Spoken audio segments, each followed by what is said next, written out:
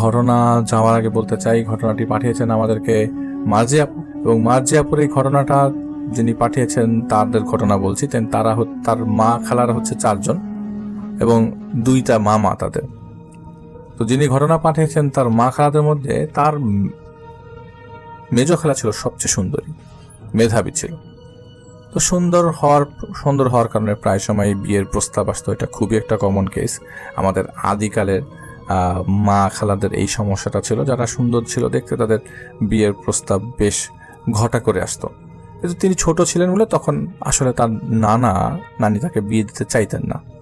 তাছাড়া তার বড় মামা তখন পাকিস্তানের করাচিতে থাকতেন চাকরির সুবাদে, তাই মামা না আসা পর্যন্ত কেউ বিয়ে দিতে রাজি হচ্ছিলেন না। তো এরকম ভাবেই দিন কাটতে থাকে। মেজো খালার জন্য বিভিন্ন গ্রাম থেকে ভালো ভালো প্রস্তাব আসে, কিন্তু সবাইকে ফিরিয়ে দেওয়া হচ্ছিল কারণ তার মামা তখন ওই মুহূর্তে ছিলেন না। হঠাৎ একদিন এক পাত্রপক্ষ তার মেজো খালাকে দেখতে আসে। তারা এতটাই নাছোড়বান্দা ছিল যে এই মেয়েকে তাদের ছেলের জন্য নিবেই। তার ছেলেও সাফ জানিয়ে দেয় মেজো খালার সাথে বিয়ে না দিলে সে আত্মহত্যা করবে এবং সে আজকেই বিয়ে করবে। খুবই অ্যাডামেন্ট, মেয়ে দেখে এতটাই পছন্দ হয়ে গেছে তারা বিয়ে করে ফেলতে রাজি। তো সারাদিন তাদের নানা নানি ও আত্মীয় তাদের ছেলেকে বুঝিয়ে শুনে মানাতে না পেরে সিদ্ধান্ত, আচ্ছা ঠিক আছে রাতে বিয়ে হবে, এবং রাতেই তার খালামণির সাথে বিয়ে হয়ে যায়। মেজো খালার যখন বিয়ে হয় তখন তার মায়ের বয়স তখন 6 বা 7 বছর, প্রায় 45 বছরের বেশি সময় আগের ঘটনা। তো বিয়ে শেষ হয়, পরের দিনই সবাই নতুন বউ তার মেজো খালাকে নিয়ে তাদের শ্বশুরবাড়ির লোকজন চলে যায়। যথাক্রমে 3 দিন পর আবার খালা এবং খালু নানু বাড়িতে নায়র আসে। 3 দিন পর আবার তারা চলে যায়। তো যেদিন তারা চলে যাবে সেদিন তার নানু বড় বড় চিংড়ি মাছ ভাজা, কিছু তেলের পিঠা টিফিন কারি বাটিতে দিয়ে দেয়, যেটা ছিল তাদের মেজো খালার হাতে, এবং আরও কিছু বড় মাছ এবং তেলের পিঠা সহ বিভিন্ন খাবার দাবার দিয়ে তাদের সাথে তাদের ছোট মামাকে পাঠিয়ে দেয় তাই শ্বশুর বাড়িতে নিয়ে যাওয়ার জন্য। তো তারা দুপুরের পর রওনা হয়। যেহেতু তার খালুর বাড়ি কয়েকটা গ্রাম পরে, তাছাড়া তখন যাতায়াত ব্যবস্থা ছিল খুবই খারাপ। রাস্তা বলতে জমির আইল অথবা হাঁটু সমান কাদায় ডুবে থাকা। সড়কের মধ্যে যে গরুর গাড়িগুলো চলতো ওগুলি ছিল মেইন ভেহিকল, মেইন চলাচলের মাধ্যম, বাহন বলা যায়। খালামণিরা তখন পায়ে হেঁটে জমির মাঝের আইল ধরে পা হেঁটে হেঁটে যাচ্ছিল। হাঁটতে হাঁটতে তখন সন্ধ্যা নেমে এসছে চারিদিকে। তবুও তখন যতদূর দেখা যাচ্ছিল শুধু ফসলি জমি। তারা হেঁটে চলেছে, হাঁটতে হাঁটতে একটা সময় কাদামাখা রাস্তায় চলে আসে তারা। সেখান থেকে খালুদের বাড়ি আর 2 কিলোমিটারের মতো দূরে। তো তখন তারা সেই রাস্তায় ওঠে এবং হঠাৎ করেই কোথা থেকে যেন একটা বিড়াল চলে আসে এবং একবার খালামণির ডান দিকে যায়, আবার একটা সময় বাম দিকে আসে এবং অনবরত ডাকতে থাকে, তাদের সাথে সাথেই হাঁটতে থাকে। তো খালামণির বর্ণনা মতে বিড়ালটা ছিল কালো, একদম কুচকুচে কালো, যার চোখ দুটো শুধু জল করছিল। একটা সময় তার খালু বিরক্ত হয়ে যায়, বিড়ালটাকে একটা মাটির চাক দিয়ে ঢিল মারে। কিন্তু বিড়ালটা না সেখান থেকে যায় না, বরং ওই টিফিন বাটি যেই হাতে নেয় সেই সাইডে গিয়েও ডাকতে থাকে। বেশ কিছুক্ষণ পর যখন বিড়ালটা যায় না তখন খালু বেশ বিরক্ত একটা লাঠি দিয়ে ওটা ডাল ভেঙে ওটার মতো লাঠির মতো বানিয়ে যেটা দিয়ে রাস্তায় পায় সে সজোরে আঘাত করে বসে বিড়ালটার উপরে। বিড়ালটা ভয়ানকভাবে গোঙাতে রাস্তার পাশে ঝোপঝাড়ের ভেতর চলে যায়। এক সময় খালামণিকে নিয়ে তাদের বাড়ি পৌঁছায়। যখন সবাই খেতে বসে তখন টিফিন বাটি খুলে দেখতে পায় সেখানে থাকা মাছ এবং পিঠার বদলে কতগুলো পোড়া ছাই পড়েছিল। আর বাটি খোলার পর থেকেই তার খালামণির প্রচণ্ড পেট ব্যথা শুরু হয়, সেই সাথে বমি, ভীষণ বমি। এদিকে এত রাতে কিভাবে কি করবে কেউ কিছু ভেবে পাচ্ছিল না। তার খালুর আব্বা সেই রাতেই একজন কবিরাজ নিয়ে আসে। কবিরাজ তার খালামণিকে ওষুধ খেতে দিলে খালামণির পেট ব্যথা আরও বেড়ে যায়। তার চোখ মুখ উল্টে যাবার মতো অবস্থা তৈরি হয়। কোনো মতে তাকে রাতটা পার করে সকালে অন্য কবিরাজ আনে। তিনি খালামণিকে ঝাড়ফুঁক করে। খালামণি তখন কিছুটা সুস্থ হতে থাকে। কিন্তু সমস্যা শুরু হয় এবার তার খালুর সাথে। তিনি দুপুরের পর থেকে আর ডান হাত নাড়াতে পারছিলেন না। কবিরাজ আসলেন, কিছু তেল পরা দিয়ে গেলেন, বলেন মালিশ করতে। সন্ধ্যাবেলা খালামণি খালুর হাতে তেল মালিশ করছেন। হঠাৎ করে খালু খালামণির হাত কামড়ে ধরেন কোনো কারণ ছাড়াই। তো খালামণি চিৎকার করলে সবাই ছুটে আসে এবং দেখে খালামণির হাত কামড়ে ধরে আছে খালু, এবং খালামণির হাত থেকে তখন ওই মুহূর্তে অঝরে রক্ত ঝরছে। সবাই অনেক চেষ্টা করছিল খালুর থেকে খালামণির হাতটা ছড়িয়ে নিতে, কিন্তু খালু তখন রাগে ফোঁস করতে থাকে এবং বলে, আমার সন্তানকে খেতে না দিয়ে আঘাত করার দুঃসাহস, পঙ্গু করে রাখবো, এবার একটা রক্ত খেয়ে তারপর এখান থেকে যাব। তো তিনি এসব বলছিলেন এবং সাথে আরো অনেক পাগলাটা আচরণ করছিলেন। যখন জিনে আসর করে বসে তখন এই ধরনের পাগলাটা আচরণ করাটা খুবই স্বাভাবিক। তো তার এই কন্ডিশনটা দেখে ওনাকে 4-5 জন মিলে ধরে কবিরাজের কাছে নিয়ে যায়, কারণ তিনি তখন এতটাই শক্তিশালী হয়ে পড়েন যেটা দেখে সবাই রীতিমতো অবাক হয়ে যায় যে এই লোক শরীরে এত শক্তি কিভাবে পেল। যাই হোক, তাকে কবিরাজ বাড়ি নিয়ে যাওয়ার পরে তিনি সেখানে গিয়ে আরো বেশ অদ্ভুত আচরণ করতে শুরু করেন। সেই কবিরাজকে অকথ্য ভাষায় গালাগালি, পাগলের মতো গালাগালি শুরু করেন। তিনি সেখানে থাকতেই চাইছিলেন না। তাকে কবিরাজ একটা ঘরে নিয়ে বসতে বলেন এবং বলেন যে ওনাকে রেখে যেন দরজার তালা দিয়ে আসা হয়। ঘরটাও ছিল একদম নড়বড়ে ছনের ঘর। তো খালুকে সেই ঘরে রাখতে বলে কবিরাজ তখন সেই ঘরের পেছন চলে যায় এবং খালুকে সেই ঘরে তালাবন্দি করা হয়। একটু আগে যে মানুষটাকে 4-5 জন মিলে ধরে রাখতে হিমশিম খাচ্ছিল, সে এমন একটা ঘরের ভেতর থেকে চেঁচাচ্ছিল যেই ঘর একদম নড়বড়ে ছিল, যেটার দরজায় ভালোভাবে জোরে ধাক্কা দিলে ভেঙে যাওয়ার কথা, কিন্তু অদ্ভুতভাবে খালু সেখানে বন্দি অবস্থাতেই চেঁচামেচি করছে আর বলছে, আমাকে ছেড়ে দে, আমার হাত পা ছেড়ে দে। এভাবে বেশ কিছুক্ষণ পর কবিরাজ ও খালুর বাড়ির 2 জন লোক সেই ঘরে প্রবেশ করলো এবং দেখলো খালু অজ্ঞান হয়ে পড়ে আছে। কবিরাজ কিছু পানি পরে খালুর গায়ে ছিটিয়ে দিতেই খালুর জ্ঞান ফিরে আসে। তো খালু তখন একদমই নর্মাল অবস্থায় ছিল। এরপর সব স্বাভাবিক হলে খালুকে বাড়িতে নিয়ে আসা হয়, কিন্তু ওনার হাতটা না তখন পর্যন্ত ঠিক হয়নি। বেশ কিছুদিন ট্রিটমেন্ট করার পর ঠিক হয়, সময় লাগে।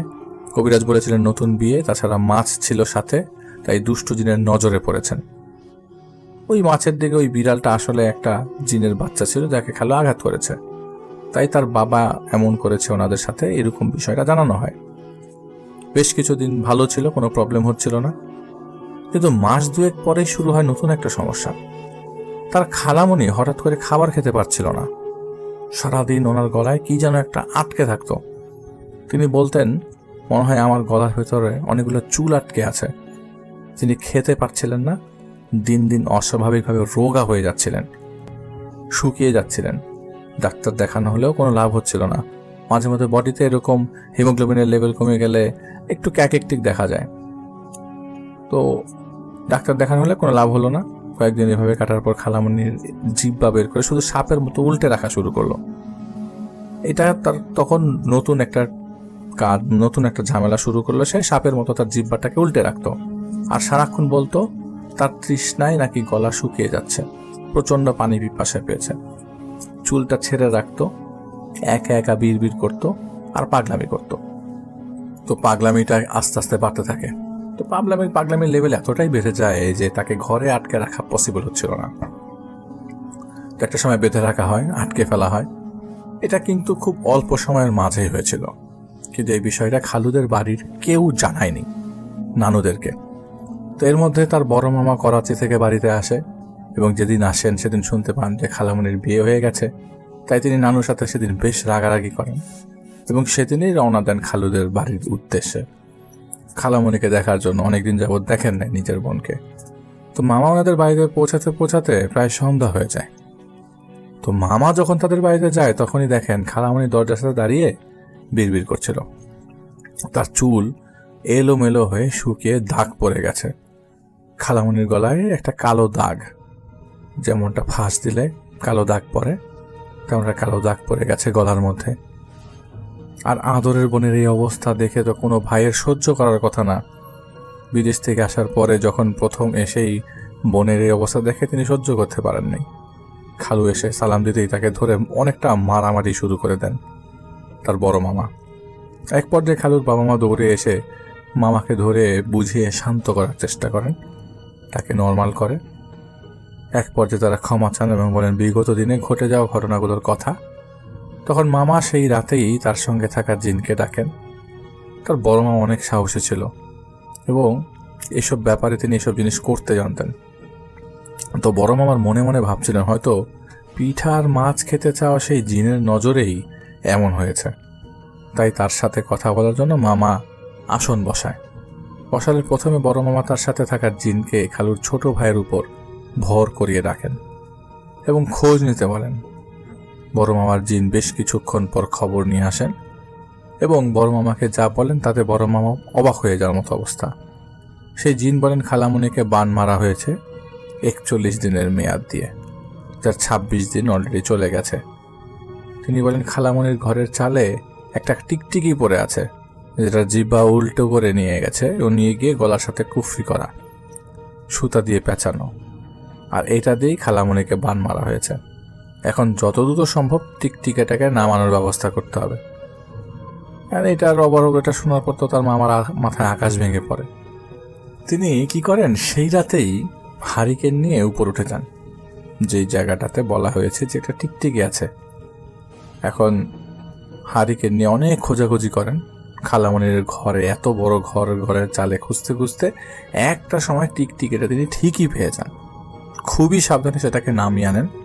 টিকটিকিটির অবস্থা বেশ শোচনীয় ছিল, জিব্বাটা গলার সাথে বাঁধা অবস্থায়, সেখানে প্রায় ঘা হয়ে গেছে এরকম অবস্থা। মামার সাথে থাকা জিন তখন মামাকে কিছু দোয়া বলে দেন। এই দোয়া বললে মামা তখন খুব সাবধানে টিকটিকিটার গলা থেকে সুতাটা খুলে ফেলতে সক্ষম হন এবং পরবর্তীতে জানা যায় যে খালুর আগের স্ত্রী এই কাজ করেছিলেন। তার সন্তান না হয় খালুর সাথে তার ডিভোর্স হয়ে গিয়েছিল এবং খালু যখন তার খালামণিকে বিয়ে করেন তখন তিনি হিংসার বশবর্তী হয়ে কাজটা করে বসেন। তাছাড়া তিনি ভেবেছিলেন যে যেহেতু কিছুদিন আগে ঘটনার কথা ভেবে কেউ তার এসব কাজ জানতে পারবে না, আর ওই মহিলাকে সব খবর দিত খালুরই ছোট বোন। তিনি খালামণির কাপড়, নখ, রক্ত এসব জোগাড় করে দিয়েছিলেন। পরে খালুর বোন আর ওই মহিলা গিয়ে নাকি এক তান্ত্রিকের কাছে খালামণিকে বান মেরেছিল। এসব জানার পর তার মামা ওর মহিলাকে গ্রাম্য সালিশ করে গ্রাম থেকে বের করে দেন এবং তার খালামণিকে তাদের নানু বাড়িতে নিয়ে আসেন। মামার জিন বলেছিলেন আল্লাহর রহমতে টিকটিকিটা জীবিত ছিল বলেই খালামণিকে মোটামুটি জীবিতই উদ্ধার করা গেছে, ঠিক করা গেছে। যদি টিকটিকিটা মারা যেত তাহলে খালামণিটাও আর সেদিন বাঁচত না। আজ বড় মামা বেঁচে নেই, তবে তার আরও কিছু ঘটনা আছে। সবসময় তার মার কাছ থেকে জেনে লিখে পাঠাবেন। বড় মামার জন্য সে দোয়া চেয়েছেন, তিনি ঘটনা পাঠিয়েছেন, তিনি নাম প্রকাশে অনিচ্ছুক, পাঠিয়েছেন মার্জিয়া আপুর মাধ্যমে।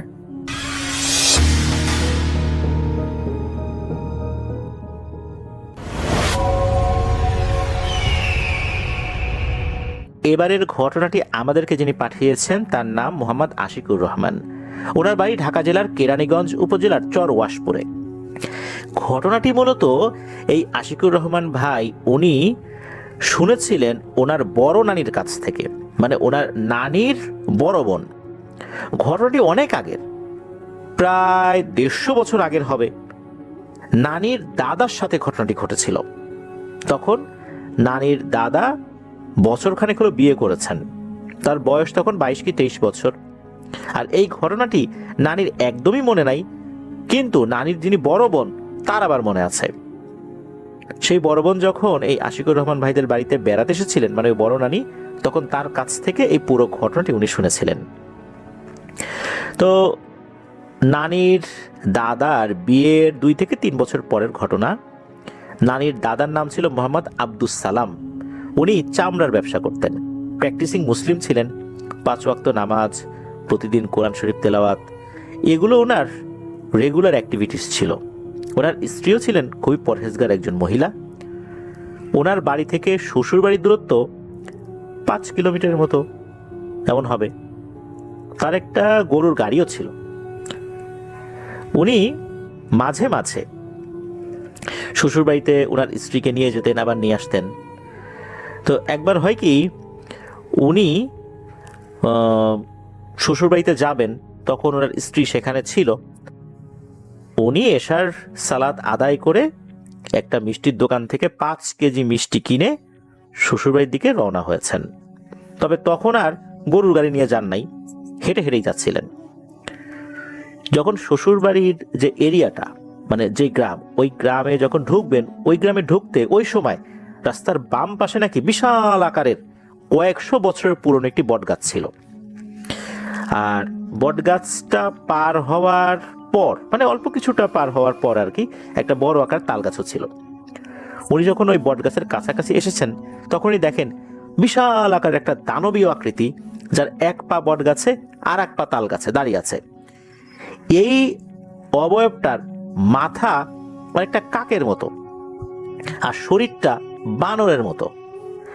ওভাবে দাঁড়িয়ে আছে। দাঁড়ানো অবস্থায় বলে ওঠে, কিরে আব্দুস সালাম, শ্বশুরবাড়ি যাচ্ছিস, ভালো কথা, দে আমাকে কিছু মিষ্টি দিয়ে যা, আমিও খাই। আজকে পুরোটাই দিয়ে যা, অন্য দিন নিয়ে যাস। তখন দাদা বলে ওঠেন, না তা তো হবে না, আমি তো তোকে মিষ্টি দেব না, তোদেরকে মিষ্টি দিলে এই একটা ঝামেলা হয়, বারবার তোরা চাস। তখন ওই দানবটা বলে, না আমাকে দিয়ে যাবি, চাইবো না। কিন্তু দাদা তার কথায় বিশ্বাস করেন না, বলে না, তোদের স্বভাবটা এরকম, তোরা বারবার চাস, তোদেরকে তো দেব না। এরকম বেশ অনেকক্ষণ তর্কাতর্কি হচ্ছে। একটা পর্যায়ে ওই দানবটা তার আকার আকৃতি ছোট করে মাটিতে নেমে আসে। ছোট হলেও দাদার থেকে তার আকার আকৃতি বেশ বড়ই করে আর কি, তার শেপটা সে ওইভাবে নিয়ে আসে আর কি। একটা পর্যায়ে ওই দানবটা বলে, না আজ আর তোর কাছ থেকে মিষ্টি নেব না, তুই আমাকে অনেক অপমান করছিস, তোকে মেরে আমি ঝুলিয়ে রাখবো এই গাছে। এই বলেই ওই দানবটা দাদার উপর ঝাঁপিয়ে পড়ে। দাদাও তো বাঁচার জন্য চেষ্টা করছেন। দাদা খেয়াল করেন যে দাদাকে এমন এক মায়াজালে আবদ্ধ করেছেন, ইতোমধ্যে দাদা প্রায় হাঁটু পর্যন্ত মাটির নিচে গেড়ে গেছেন, শুকনো মাটির নিচে। দাদা কিন্তু অনেক দোয়া দুরুদ জানতেন। দাদার সাথে একটা গামছা ছিল, গ্রামের অনেকেই কিন্তু সাথে গামছা রাখেন, তো দাদার কাছেও গামছা ছিল। উনি বিশেষ এক পদ্ধতির মাধ্যমে ওই পিশাচটাকে ওই গামছার মধ্যে বন্দি করে ফেলেছেন। অনেক সময় আমরা দেখি না, গামছার ভেতরে কিছু জিনিস ঢুকিয়ে একটা গিট দেওয়া হয়, একটা পুটলির মতো তৈরি করা হয়, মনে হচ্ছে ওই রকম একটা পুটলি হয়ে গেছে, ওর মধ্যে ওই দানবটা নড়াচড়া করছে। দাদা মাটির ভেতর থেকে উঠে পড়েন অনেক কষ্টে, কারণ হাঁটু পর্যন্ত গেড়ে গিয়েছিল। অনেক কষ্টে সেখান থেকে ওঠেন। এরপর উনি শ্বশুরবাড়িতে পৌঁছেও যান। আর যাওয়ার পথে ওই পিশাচটা বলছে, আব্দুস সালাম রে, আমার ছেড়ে দে, আমি আর কখনো তোর সামনে আসবো না, আমি কথা দিলাম, আমি কখনোই আর আসবো না। কিন্তু দাদা তো সেই কথা শোনেন না, শ্বশুরবাড়িতে চলে যান। শ্বশুরবাড়িতে যাওয়ার পর প্রথমেই উনি ওনার স্ত্রীকে ডাকতে থাকেন। ওনার স্ত্রী বেরিয়ে আসেন, বেরিয়ে আসার সাথে সাথে ওনাকে বলেন, এক্ষুনি পানি গরম করো। ওনার স্ত্রী পানি গরম করেছেন। পানি গরম করার পর ওনার স্ত্রীও দেখছেন যে এই যে একটা পুটলি বানানো হয়েছে, পুটলির মধ্যে কিছু একটা নড়াচড়া করছে। তখন উনি বলেন যে এর ভিতরে কি? তখন দাদা বলেন, ওটা তুমি বুঝবা না, আগে গরম পানি দাও। এরপরে যখন গরম পানিটা দাদা হাতে নিয়েছেন, সেই গরম পানিটা ওই পুটলির উপর ঢেলে দিয়েছেন। ঢেলে দেবার পর উনি ওই পুটলির গিটটা খুলে দিয়েছেন। তখন দেখা যায় এর ভিতরে বেশ বড় সাইজের একটা দাঁড় কাক, কিন্তু সে উড়ে যেতে পারছে না। তখন উনি ওনার স্ত্রীকে বলেন, অর্থাৎ দাদিকে বলেন, এক্ষুনি একটা নাকফুল জাতীয় কিছু নিয়ে আসো। তো বাড়িতে নাকফুল জাতীয় জিনিস ছিল। ওই সময় অবশ্য বাড়ির সবাই ঘুমিয়ে পড়েছিলেন। এই যে এই সমস্ত ঘটনা ঘটছে অন্যরা কিন্তু জানছেন না, কারণ উনি তো শ্বশুরবাড়িতে পৌঁছাতে বেশ রাত করেছিলেন। আর পৌঁছানোর পর আবার উনি ওনার স্ত্রীকে বলেছেন যে কাউকে এখন ডাকাডাকি করো না, পরে ডাক দিও। তো উনি ঘর থেকে একটা নাকফুল জাতীয় কিছু নিয়ে আসেন। নিয়ে আসার পর ওই কাকটাকে খপ করে ধরে ওই ঠোঁটের ভিতরে এই নাকফুল জাতীয় জিনিস ঢুকাই দেন। কারণ হচ্ছে কাকের যে ঠোঁট, তাদের নিঃশ্বাস নেওয়ার জন্য কিন্তু একটা ছিদ্র থাকে সেখানে। তো ওইটার মধ্যে ওই বিষয়টা মানে এমনভাবে করেছেন, মানে ওই নাকফুলটা এমনভাবে ঢুকিয়ে দিয়েছেন, এই কাক তো আর নিঃশ্বাস নিতে পারছে না। তারপর বিশেষ একটা পদ্ধতি করে এমনভাবে কাকটাকে উনি ছেড়ে দেন যে এই কাকটা কোনোভাবেই সে তার এই যে নাকের ভিতরে নাকফুল জাতীয় জিনিসটা ঢুকিয়ে দেওয়া হয়েছে এটা খুলতে পারবে না। তো কাকটাকে ছেড়ে দিয়েছেন। এরপর দাদি বলছেন যে কাজটা কি ভালো হইলো, ছাড়লা, এ কি বাঁচে না মরে, আবার পরে কোন সমস্যা হয়। তখন দাদা বলছেন যে ও আমাকে ওইখানেই মেরে ফেলতে গেছিল, আরেকটু হলে মাটির মধ্যে পুঁতে ফেলতো, তোমরা আমার লাশও খুঁজে পাইতা না, এমনভাবে মাটির ভিতরে আমাকে ঢুকাই দিত। তো ওর সাথে এর থেকে ভালো আর কি আচরণ করব। এরপরে তো বাড়ির লোকজনকে ডাকাডাকি করেন, সবাই ওঠে, খাওয়া দাওয়া হয়, এটা নিয়ে কিন্তু আর কোনো কথা না। এরপরে প্রায় 13 বছর কেটে যায় কোনো সমস্যা ছাড়া, কোনো ধরনের কোনো সমস্যা হয়নি। এর মধ্যে ওনার 2 মেয়ে 1 ছেলে হয়েছে। বড় মেয়ের নাম হচ্ছে শাহানা আর ছোট মেয়ের নাম হচ্ছে শাহিদা। ওই সময় বড় মেয়ের বয়স ছিল 10 বছরের কাছাকাছি, ছোট মেয়ের বয়স ছিল 6 থেকে 7 বছর, আর ছেলের বয়স ওই সময় ছিল 4 মাস। মানে এই 13 বছর পরের ঘটনার কথা বলছি আর কি। এই যে ওনার 2 মেয়ে, এই 2 মেয়ে তার নানি বাড়িতে বেড়াতে গিয়েছে। ঘটনা সেই তাল গাছ, যেই তাল গাছে দানবটা 1 পা দিয়ে দাঁড়িয়েছিল, সেখানে আরো কিন্তু ছোটখাটো 4-5টা তাল গাছ ছিল, সেগুলো একটু ছোট ছিল আর কি। ওখানে একটা বিলও ছিল, বিলে বর্ষাকালে পানি আসতো, তারপর শুকিয়ে যেত শীতকালে। তো ঘটনাটা যখন ঘটে তখন ওই বিলে পানি ছিল হাঁটু পর্যন্ত, অনেকেই বিলে মাছ ধরছিল।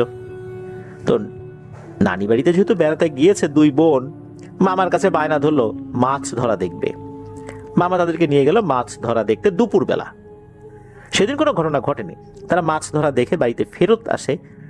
পরের দিন তারা দুপুরবেলা গোসল করতে যায় নদীতে, পাশের বাসার খালাদের সাথে। সে নদীতে দুপুরে অনেকেই গোসল করত। গোসল শেষে যখন তারা খালার সাথে চলে আসবে, তখন হঠাৎ করে খালারা দেখে, মানে ওখানে তো একজন খালা ছিল না, কয়েকজন খালা ছিল, দেখে যে আরে মাত্রই তো আমাদের সাথেই ছিল, এই 2 বোন কোথায় গেল? আবার কি নদীতে গোসল করতে গেল? না, তা তো হওয়ার কথা না, শরীর টরীর মুছে আমাদের সাথেই তো আসছিল। তো তারা আশেপাশে খুঁজতে লাগলেন, কিন্তু কোথাও খুঁজে পেলেন না। তারা না পেয়ে তারা বাসায় চলে গেলেন। ওনারা মনে করছেন পেছন থেকে দৌড়িয়ে অন্য দিক দিয়ে চলে গেছে মজা করার জন্য। ওনারা বাসায় গিয়ে সবাইকে বললেন যে এদের 2 জনকে তো পেলাম না, এরা কি আগেই চলে আসছে?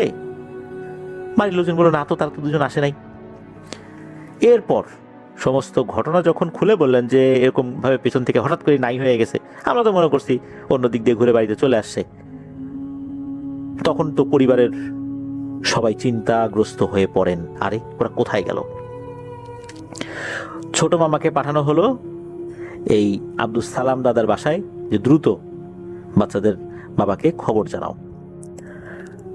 যখন উনি এই খবরটা পেলেন তখন উনি বুঝতে পারলেন যে এখানে কোনো প্যারানরমাল ঘটনা রয়েছে। তাড়াতাড়ি করে তাদের মসজিদের ইমাম সাহেবের কাছে গেলেন, সব ঘটনা খুলে বললেন। দাদা, ইমাম সাহেব বললেন যে আমাকে কিছুটা সময় দেন, আমি আমার জিন ছাত্রদের কাছ থেকে খবর নিই যে কি হয়েছে। ওই সময় আসলে পরন্ত দুপুর ছিল আর কি। তো ইমাম সাহেব বললেন যে মাগরিবের নামাজের কিছুক্ষণ পর আসেন, দেখি আমি কোনো তথ্য সংগ্রহ করতে পারি কিনা। কিন্তু এই সময়ের মধ্যে আপনাদেরকেও খুঁজতে হবে যে ওরা কোথায় গেল, আমার অপেক্ষায় থাকা যাবে না। এমনও তো হতে পারে ওরা আশেপাশে কোথাও গিয়েছে বা কোনো খারাপ লোকের খপ্পরে পড়েছে, এমনও তো হতে পারে। ওনারা তো খোঁজাখুঁজি করছেন। এর ভিতরে আব্দুল সালাম দাদা উনি আর হুজুরের কাছে আসেন নাই, যেহেতু খোঁজাখুঁজি চলছিল। মাগরিবের পর আব্দুল সালাম দাদা যেহেতু হুজুরের কাছে আসেন নাই, তখন হুজুরই চলে গেলেন আব্দুল সালাম দাদার বাসায়। উনি ঠিকানা নিয়ে চলে গিয়েছেন। প্রথমে ওনার শ্বশুর বাড়িতে গিয়েছিলেন, এরপরে সালাম দাদার বাসায় গেলেন। যাওয়ার পর ইমাম সাহেবের সাথে দেখা হলো আব্দুল সালাম দাদার। আব্দুল সালাম দাদা তো খুব অস্থির, মেয়ে দুটোকে খুঁজে পাওয়া যাচ্ছে না। তখন উনি বললেন, অর্থাৎ ইমাম সাহেব আব্দুল সালাম দাদাকে বললেন, আপনারা কোথায় খুঁজছেন? বলে আমরা তো নদীতে জাল দিয়ে খুঁজছি। বলে না, ওখানে খুঁজলে হবে না, চলেন আমার সাথে, একটা জায়গায় যাই, ওখানে ওদেরকে পাওয়া যাবে। এরপর ইমাম সাহেব উনি আব্দুল সালাম দাদা সহ আরো বেশ কিছু লোকজনকে নিয়ে ওই তাল গাছের সামনে গিয়ে দাঁড়ালেন, যেখানে 13 বছর আগে একটা দানবের অবয়ব দেখা গিয়েছিল, 1 পা বট গাছ আর 1 পা ওই তাল গাছে। তখন ইমাম সাহেব সবাইকে বলেন, উপরের দিকে তাকান তো, কিছু হৃদয় বিদারক দৃশ্য দেখতে পান কিনা। সবাই উপরের দিকে তাকিয়ে দেখে এক ভয়ঙ্কর হৃদয় বিদারক দৃশ্য। এই 2 মেয়ের চুল ছিল বড় বড়, মোটামুটি বড় বড় ছিল তাদের হাইট অনুযায়ী।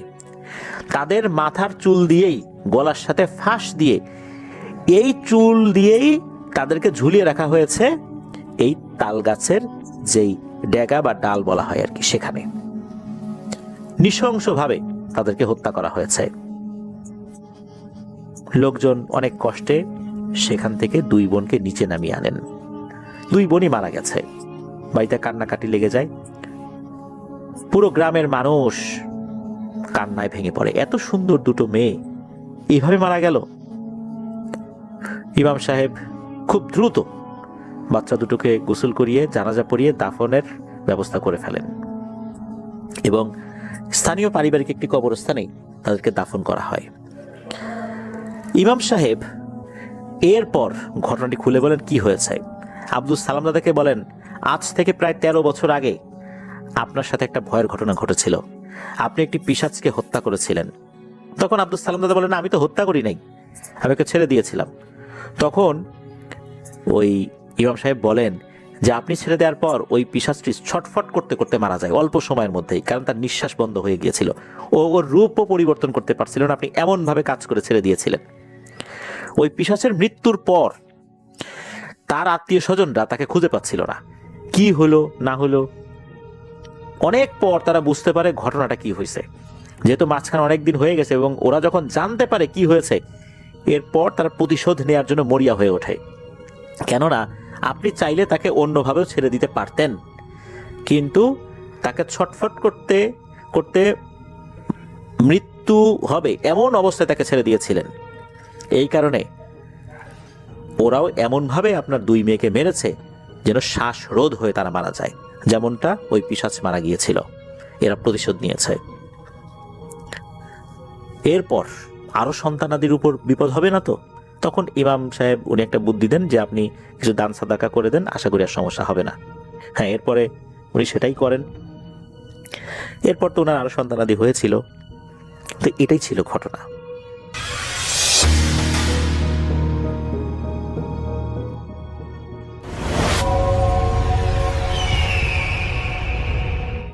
আমি জেরিন। আমি একটি পাবলিক ইউনিভার্সিটিতে জলিতে অনার্স করছি। আমি আমার জীবনের 3 সময় 3 জায়গায় কাটিয়েছি। একদম ছোটবেলা থেকে স্কুল পর্যন্ত আমি ছিলাম গ্রামে, দাদা বাড়ি। এরপর কলেজ লাইফে আমার নানা বাড়ি শহরে, আর বর্তমানে অনার্স লাইফে হোস্টেলে ঢাকাতে কাটাচ্ছি। এই 3 সময়েই আমার সাথে আশ্চর্য ঘটনা ঘটেছে, যেটা আপনাদের সাথে আমি শেয়ার করব। কিন্তু আজ আমি স্কুল লাইফের ঘটনাটি, মানে গ্রামের ঘটনাটি বলবো। আপনারা যদি পরেরগুলো জানতে আগ্রহী থাকেন, আমি এখানের প্রতিটা এপিসোড নিজেই শুনে থাকি, কমেন্টে জানাবেন, আমি তাদের লিখে পাঠিয়ে দেব। ঘটনায় চলে যাচ্ছি। আমার নানা বাড়িতে আমি একাই থাকতাম। 5 ভাই বোন হওয়ার কারণে মা বাবা ছোট 2 জনকে নিয়ে শহরে থাকতেন। আমি 3 নম্বর। বড় 2 জন তখন ঢাকায় হোস্টেলে থেকে পড়াশোনার পাশাপাশি চাকরি করতেন। ওদের নিয়ে মা শহরে থাকাতে আমাদের দেখা হতো খুব কম। আমি নানা নানুর সব থেকে প্রিয় নাতি, কারণ আমি একমাত্র তাদের সাথে থাকি, তাদের ভালো মন্দ দেখি। তারাও জেরিন ছাড়া কিছুই বোঝে না। যখন আমি 6-এ পড়ি, আমার কিছু বান্ধবী ছিল। আমরা প্রতিদিন একসাথে পুকুরে গোসল করতাম। প্রথম আমাদের পাশের যে পুকুর ছিল সেটাতেই করতাম। কিন্তু একদিন মাথায় কি উঠলো, আমাদের ওখানে একজন জমিদারের পরিত্যক্ত বাড়ি ছিল, যেখানে কেউ যেত না। তার বাড়ির এরিয়াতে একটি বড় পুকুর ছিল, যেটা আসলে দিঘির মতন, কিন্তু সবাই পুকুর বলতো। যাই হোক, আমাদের গ্রামের সব থেকে বড় আর পরিষ্কার পানি ছিল সেই পুকুরে। ওটা অনেক গভীরও ছিল। আমাদের সবার ওই দিকটাতে যাওয়া বারণ ছিল। আসলে হয়তো প্রতিটা মানুষের একটা বয়স থাকে যখন তারা কোনো বারণ মানে না। তখন আমারও ওই বয়সটাই চলছিল। আমরা প্রায় 4 জন ছিলাম। ওরাই বলল, কিছুই হবে না, নে চল দেখি। আমরা ওখানের উদ্দেশ্যে রওনা দিলাম, কিন্তু ওটা ছিল আমাদের মূল ঘর থেকে একটু দূরে। যেহেতু মেয়ে মানুষ, গ্রামের মেয়েরা ছোটবেলায় এতটুকু সেন্স থাকে যে গোসল করে ভেজা শরীরে মানুষের সামনে দিয়ে অনেকক্ষণ হাঁটা সম্ভব না। তাই আমরা একটা স্কুল ব্যাগে কিছু জামা আর ওড়না নিলাম। বাসায় এসে একেবারে চেঞ্জ করব। ওখানে বসে শুধু বড় একটি ওড়না লেপটে আসব। যাই হোক, সেখানে রওনা দিলাম। তখন বাজে সকাল 11টা। আমরা এর আগে কখনো জমিদার বাড়ির দিকে যাইনি। হাঁটছি, আমাদের সবার হাতেই ঘড়ি। ওখানে যেতে যেতে প্রায় 12টা। এত পথ কিভাবে, কি বুঝতে পারলাম না। আমাদের গ্রাম যে এত বড় তাও জানতাম না, কিন্তু মনে হলো আমরা এক পথ দিয়ে কয়েকবার ঘুরে তারপর এখানে এসেছি। মানে কেউ আমাদের এখানে আসতে বারণ করছিল, বুঝলাম না। তখন বয়স কম ছিল, অত কিছু বুঝতাম না। কিন্তু যখন এসব নিয়ে নতুন করে ভাবি, তখন প্রতিটা বার নতুন কিছু মাথায় চলে আসে। জমিদার বাড়ির ভিতরে ঢুকতে দেখলাম একজন বৃদ্ধ লোক বসে আছে। বলল, তোমরা এখানে কি চাও খোকি? আমরা হেসে ফেললাম, বললাম, চাচা একটু গোসল করতে এসেছি। বলল, তোমাদের তো দেখছি খুব সাহস। কেন, পুকুরে গোসল করতে সাহস লাগে নাকি সাঁতার জানা লাগে? যা ইচ্ছা হয় করো, আমি বারণ করব না, কিন্তু মাঝে যাবে না, ওটা খুব গভীর। আর প্রায় অনেকগুলো বছর পরে এই পানিতে কেউ নামছে। ঠিক আছে চাচা, আপনার কথা আমরা রাখবো। এই বলে আমরা পুকুরের পাড়ে চলে গেলাম। এত সুন্দর পুকুর আমি আমার জীবনে দেখিনি। চারপাশে ঘাটলা দেয়া, সিঁড়িতে বসার জায়গা। শুনলাম জমিদার মশাই এখানে বসে মাছ ধরতেন। আমরা পুকুর ঘাটে বসে অনেকক্ষণ পানি নিয়ে খেললাম। এরপর পানিতে নেমে গেলাম। পানিতে নামার পর খুব ভালো লাগছিল, কেমন একটা ঠান্ডা পানি, শীতল বরফ পাচ্ছিলাম। কিন্তু যখনই আমি ডুব দেই আমার মনে হচ্ছিল একটা ঝিনঝিন শব্দ আসছিল। এমন শব্দ আমি এর আগে কোনোদিন পাইনি। আমি ওদের কাছে জিজ্ঞেস করলাম, তোরা কোনো শব্দ পাও? ওরা বলে, কিসের শব্দ? ভাবলাম মনে হয় কোনো পোকা টোকা আশেপাশে ডাকছে, সেটাই শুনছি। আমি এবার ভাবলাম একটু ঘাটলায় বসে দেখি ওরা কিভাবে ডুব দেয়, এতেও এক ধরনের মজা আছে। হঠাৎ করে আমার হাত আর একটা শক্ত হাত টেনে নিয়ে যেতে থাকে পুকুরের দিকে। আমি একদম হতভম্ব হয়ে গেলাম। কি হচ্ছে কিছুই বুঝতে পারছিলাম না, কিন্তু নিজেকে কন্ট্রোল করতে পারছিলাম না। সর্বশক্তি দিয়ে আমি চেঁচাতে লাগলাম আর হাত ছাড়াতে চেষ্টা করলাম, কিন্তু কোনো লাভই হচ্ছে না। একদম পুকুরের পাড়ে নিয়ে এসেছে আমাকে। এতক্ষণও দেখতে পারিনি কি এমন করছে। আতঙ্কে চোখ মুখ বিকৃত হয়ে এলো আমার। হচ্ছেটা কি এসব? চিৎকার করলাম সাহায্যের জন্য। দূর থেকে হইচইয়ের শব্দ কানে আসছে। আমার চেঁচামেচি শুনে ছুটে আসলো চাচা। আমার বান্ধবী, চারজন কিছুই বুঝতে পারছে না। আমি নিজেও বুঝতে পারছি না কি হলো এসব। কিন্তু আমার একজন বান্ধবীকে একটু কেমন যেন দেখাচ্ছিল, যার নাম ছিল সেতু। সেতু ছিল ওই চারজনের মধ্যে সব থেকে ঠান্ডা। ও মানুষকে একটা থাপ্পড় মারার সাহসও পায় না কখনো। আমি কান্না শুরু করলাম। আমার হাত অনেকখানি কেটে গিয়েছে। এই মুহূর্তে পুকুরের পানি থেকে ভয়ানক কিছু যেন আমার কাছে আর নেই। আমি জানি এই মাঝের পানিতে আমাকে যদি কেউ টেনে নিয়ে যায় তাহলে আর বাঁচার সম্ভাবনা নেই। হঠাৎ দেখলাম চাচা এদিকে এসেও আবার ওই দিকে চলে যাচ্ছে। সেতু কেমন জানি অন্যরকম হয়ে উঠছে। সেতু একাই পুকুরে ঝাঁপিয়ে পড়লো। আমি ভাবলাম আমাকেও পুকুরে ফেলে দেবে সে, কিন্তু সেতু একা ঝাঁপিয়ে পড়তে কিছুটা অবাক হলাম। ওকে কেমন যেন লাগছে, মনে হচ্ছে ওর মধ্যে অন্য কেউ। দেখতে দেখতে পানির নিচে তলিয়ে গেল মেয়েটা। স্তম্ভিত হয়ে সেদিকে তাকিয়ে রইলাম আমরা। ধীরে ধীরে সেখানে ভেসে উঠলো একটা মাথা, কিন্তু সেতু কোথায়? এমন বিভৎস ভয়ঙ্কর চোখ আর মুখ এর আগে কখনো দেখিনি আমরা। চোখ জোড়া জল জল করে চলছে এবং আমার দিকে তাকিয়ে হিস হিস করে উঠলো ওটা। ওটার মুখ থেকে যেন একটা সাপের মাথা বেরিয়ে এসে আবার ঢুকে গেল ভেতরে। এটা যে ওটার জিহ্বা তা বুঝতে বেশ কিছুটা সময় লাগলো আমাদের। হচ্ছেটা কি? ঝাপসা আলোতে পুরোপুরি বোঝা না গেলেও এটা যে কোনো মানুষ নয় এতে আমাদের সন্দেহ নেই। ভয়ে কাঁপতে লাগলাম। চিৎকার থেমে গেছে অনেক আগেই, এখন শুধু ভয়ে ফোঁপাচ্ছি। ভয়ঙ্করভাবে কাঁপছে পুকুরের পানি। বিভৎস প্রাণীটা স্থির হয়ে দাঁড়িয়ে থাকলেও ওটার একটা হাত লম্বা হয়ে এগিয়ে আসছে আমার দিকে পানির নিচ দিয়ে। মুহূর্ত পরে আমি অনুভব করলাম শক্ত এক জোড়া হাত চেপে ধরেছে আমার দুটি পা। আতঙ্কে গলার সব শক্তি দিয়ে চিৎকার করে উঠলাম। এক মুহূর্ত শুধু চিৎকার ভারী করে ফেললাম পরিবেশকে। তারপরে তীব্র টান অনুভব করলাম আমার পায়ে। পানিতে পড়ে গেলাম। পুকুরের মাঝামাঝি টেনে নিয়ে গেল হাতটা। মুখোমুখি হলো সে ভয়ঙ্কর বিভৎস প্রাণীটির। চুকচুক শব্দ বেরিয়ে আসছে ওটার মুখ থেকে। চিৎকার করার শক্তি আর জোগাচ্ছে না শরীর। বড় বড় চোখ করে নিজের মৃত্যু মুহূর্ত অনুভব করতে পারছিলাম। এই প্রাণীটি মেরেছিল তার খেলার সাথীকে। সত্যি সেতুর কাছে চলে যাবে সে, কিন্তু এই অদ্ভুত দেখতে প্রাণীটি কি তাই শুধু বুঝতে পারল না। ওটার মুখ বিশাল হা হয়ে গেল। খপ করে আমার ঘাড়ে একটা জোরে কামড় বসিয়ে দিল। এরপর আমাকে নিয়ে ডুব দিল পুকুরের গভীরে। টর্চ লাঠি হাতে 5-6 জন লোক ছুটে এলো পুকুরের পাড়ে। একটা মেয়ের আর্তনাদের শব্দ শুনেই তারা ছুটে এসেছে। তারা পুকুর পাড়ে পৌঁছে শুধু দেখলো পুকুরের মাঝামাঝি জায়গা থেকে একটা মেয়ে পুকুরের পানির নিচে তলিয়ে যাচ্ছে। বুদবুদ উঠছে সেখান থেকে। একই টর্চের আলোয় স্পষ্ট বোঝা যাচ্ছে না কিছু। হঠাৎ করে আকাশ মেঘলা হয়ে সব অন্ধকার হয়ে গিয়েছে। তবে মনে হচ্ছে ওইটুকু জায়গা কারো রক্তে লাল হয়ে গেল। ভয় পেয়ে গেল সবাই। পুকুরে নামার সাহস হলো না কারো। একটু পরে আমি বহু কষ্টে দোয়া দরুদ পরে নিজেকে ছাড়িয়ে মাথা জাগালাম। আমাকে কয়েকজন মিলে ধরাধরি করে সেখান থেকে উঠালো। আমি আর পারলাম না, জ্ঞান হারালাম।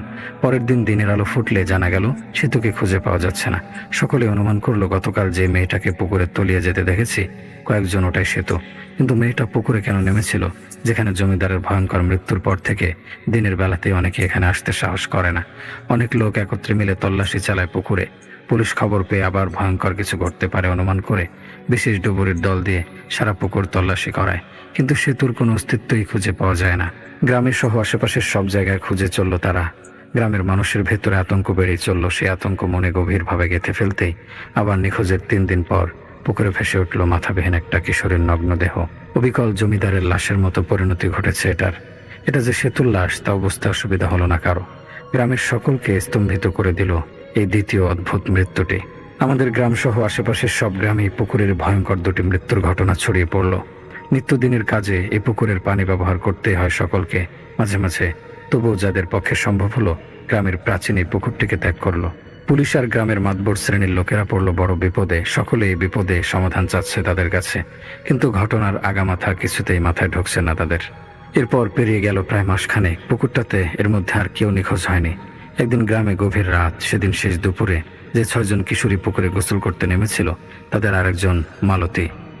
এখনো ঠিকমতো রাতে ঘুমাতে পারি না, চোখ মুদলে ভেসে ওঠে সেতু আর সেই মাথাবিহীন শরীর দুটো। কি ভয়ঙ্কর অনুভূতি জাগে সারা মনে, ভাবে কেন যে সেদিন পুকুরে গোসল করতে নেমেছিল তারা, আর বড়দের নিষেধ সত্ত্বেও কেন এমন কাজ করেছিল। একটা ঘরেই নানা নানুর সাথে ঘুমাতাম, তার জন্য আলাদা বিছানা রয়েছে। আজও ঘুমোচ্ছিলাম, গভীর ঘুম ভেঙে গেল ফিসফিস একটা ডাক শুনে, জেরিন, এই জেরিন, এত ঘুমাস কেন? উঠ বেটি। কণ্ঠটা আমার পরিচিত। চমকে উঠে চোখ মেললাম। টিনসেট ঘরের খোলা জানালায় গিয়ে চোখ আটকে গেল তার। জ্যোৎস্নার আলোয় সেতুর মুখটা স্পষ্ট দেখা যাচ্ছে। মুচকি মুচকি হাসছে মেয়েটা। সেতু আবার বলল, বাইরে আয় জেরিন, তোর সাথে কথা আছে। দেখ আমার সাথে কে আসছে। জানালার একদিকে সামান্য সরে গেল সে। তার পাশে উদয় হলো আর একটা মাথা। এটা কে? মিষ্টি হাসি লেগে আছে এই মুখেও। আমাকে উদ্দেশ্য করে বলল, কিরে এত তাড়াতাড়ি ভুলে গেলি আমাদের? আমরা একসাথে কত খেলা করেছি, কত ঘুরেছি, আর আজ কতদিন দেখা হয় না। বাইরে আয় না হতচ্ছাড়া, আমাদের সাথে চল। আমি বিভ্রান্ত হয়ে বিছানায় উঠে চোখ ডলতে লাগলাম। কি দেখলাম? নানা নানুর দিকে তাকিয়ে দেখলাম দুজনেই ঘুমিয়ে আছে। আবার জানালার দিকে তাকালাম, সেতু আর আরেকজন দুজন হাসি হাসি মুখ করে আমার দিকে তাকিয়ে আছে। আমি ধীরে ধীরে বিছানা থেকে নেমে এগিয়ে গেলাম জানালার দিকে। যতই সামনে আগাই অজানা একটা আতঙ্কে আমার বুকের ধকপকানি বেড়েই চলেছে। একেবারে জানালার কাছে চলে এলাম। মুহূর্তে উড়ে গেল সেতু আর সে মুখের মিষ্টি হাসি। একে অপরের দিকে তাকিয়ে ঠোঁট বাঁকা করে করুর হাসি হাসলো তারা। ভয় পেয়ে গেলাম আরো। এতক্ষণ যেন আমি ঘুমের ঘোরে ছিলাম। হঠাৎ অনুধাবন করতে পারলাম সেতু তো মারা গেছে অনেকদিন আগে। তারা এত রাতে এখানে কি করে আসবে? কৌতূহলতায় জানালার দিকে আরেকটু ঝুঁকে গেল সে। পিছিয়ে গেল সেতু আর সে মাথা। একই শরীর কোথায় ওদের? দুটো কাটা মাথা এখন জানালার ওপাশে তার মুখোমুখি। গলার নিচ থেকে শরীরের নিচের অংশ অদৃশ্য ওদের। খিলখিল করে হেসে উঠল ওরা। আতঙ্কে হিতাহিত জ্ঞান হারিয়ে ফেললাম। কণ্ঠের সব শক্তি খরচ করে চিৎকার জুড়ে দিলাম সেদিন। নানা নানু ধরফর করে উঠে তার কাছে চলে এলো। ভয়ে তেতলাচ্ছিলাম আর ফুপিয়ে কেঁদে কেঁদে জানালার বাইরে দেখছিলাম। কিন্তু ওখানে এখন কিছুই নেই। আমার কথাগুলোকে গুরুত্বের সাথে নিল না তারা। বলল, স্বপ্ন দেখেছি। দোয়া দরুদ পরে ভরসা দিল। এত বাস্তব ছিল সবকিছু, কি করে এটা স্বপ্ন হয়? তারাও কি মারা যাবে তাদের মতো? ভয়ে মুষড়ে পড়লাম। সেদিন সেই পুকুরের ঘটনায় যে আমি ছিলাম নানা নানিকে কেউ জানায়নি। বয়স্ক ছিল তাই তাদের কাছে এটা ছিল এক দুঃস্বপ্ন। এরপর কেটে গেল কয়েকদিন। রাতে ঘুমিয়েছিলাম, শরীরে কারো ঝাঁকুনিতে ঘুম ভেঙে গেল। চোখ মেলেই দেখলাম একটা মুখ আমার মুখের উপর ঝুঁকে রয়েছে। আমার মা। বিছানায় উঠে বসলাম। মা বলল, চল জেরিন, তোকে একটা জিনিস দেখাই, আয় আমার সাথে বাইরে। এই বলেই মা ঘরের বাইরে চলে গেলেন। ঘরে আর কেউ নেই। নানা নানু কোথায় গেল? খোলা জানালা দিয়ে বাইরে তাকাতেই মনে হলো এখনো রাত। বিভ্রান্ত হয়ে বিছানা থেকে নেমে ঘরের বাইরে বেরিয়ে এলাম। হ্যাঁ, রাতই তো। চাঁদের আলো যদিও পরিবেশ তেমন ঝাপসা নয়। ওই তো বাবা আর মা দূরে দাঁড়িয়ে রয়েছে। কোথায় যাচ্ছেন তারা? কখন এলেন তারা? একে অপরের দিকে তাকিয়ে এমন মুচকি মুচকি হাসছেন কেন? হাত ইশারা করে তারা দুজন আমাকে ডাকলেন। বিস্মিত হয়ে তাদের অনুসরণ করে চললাম। যতই দ্রুত হাঁটছি ততই তার বাবা মার চলার গতি বৃদ্ধি পাচ্ছে। কিছুতেই ধরতে পারছিলাম না তাদের। অনেক ডাকার পরেও পেছন ফিরে তাকাচ্ছেন না তারা। এরকম কি কারোর সঙ্গে হয়েছে এর আগে, নাকি অন্য কারোর সঙ্গে ঘটে যাওয়া ঘটনার পুনরাবৃত্তি? একটা সময় পর আমি বিস্মিত হয়ে অনুধাবন করলাম বাবা মা সেই ভয়ঙ্কর প্রাচীন জমিদার বাড়ির পুকুরের কাছাকাছি চলে এসেছে, যেখানে নিখোঁজ হয়েছিল সেতু। পুকুরের একদম পার ঘেঁষে দাঁড়িয়ে আছে তার বাবা মা। ভয়ে ভয়ে ডাকতে লাগলাম তাদের। একই চমকে উঠলাম, ওখানে বাবা মা কই? তারা যেখানে দাঁড়িয়েছিল সেখানে দাঁড়িয়ে আছে সেতু আর আরেকটা মাথা। ঘুরে তার দিকে তাকিয়ে খিলখিল করে হাসছে। পুকুরের মাঝামাঝি কি একটা যেন ভেসে উঠল। চুকচুক একটা শব্দ কানে। কি একটা ভয়ানক মুখ ভেসে উঠল পানির ওপরে। জ্ঞান হারালাম। জ্ঞান হারানোর আগে শুধু দেখতে পেলাম বিদ্যুৎ গতিতে সেতু আর সে মাথাটা ছুটে এসে আমার দুটো হাত শক্ত করে চেপে ধরলো। কিন্তু আমার পাশে আরেকজন রয়েছে। কি এটা মালতী না? আর কিছু মনে নেই। পরদিন সে তোর নিখোঁজের পর যেমন পরিস্থিতি সৃষ্টি হয়েছিল, মালতীকে খুঁজে না পেয়ে তারই পুনরাবৃত্তি ঘটল গ্রামে। আমি নিজেকে নিজের ঘরেই পেলাম, কিন্তু আমার পা পুরো কাদায় ঢেকে রয়েছে। তার মানে গতকাল রাতে আমি যেটা দেখেছি সেটা সত্যি ছিল। আমি ওখানে গিয়েছিলাম হেঁটে হেঁটে খালি পায়ে। প্রথমে কেউই বুঝতে পারলো না মেয়েটা কোথায় গেল। মালতীর বাবা একটা পায়ের ছাপ খুঁজে পায়। ওটা গেছে পুকুরের দিকে। তার মানে রাতে পুকুরের দিকে গিয়েছিল মালতী। এর মানে যে কি কারো বুঝতে বাকি রইল না। কি এমন জিনিস যা অমন ভয়ের একটা পুকুরেও একটা মেয়েকে অমন রাতে টেনে নিয়ে যায়? অভাবনীয় বিষয় সকলের কাছে। মালতীর পরিণতি যে সেতুর ব্যতিক্রম নয় তা সবাই নিশ্চিত হয়ে গেল। সারাদিন ভোরে তাকে খুঁজেও কোথাও না পেয়ে পুকুরে নেমে কয়েকজন খোঁজ চালালো তার লাশের, কিন্তু কোনো লাভ হলো না।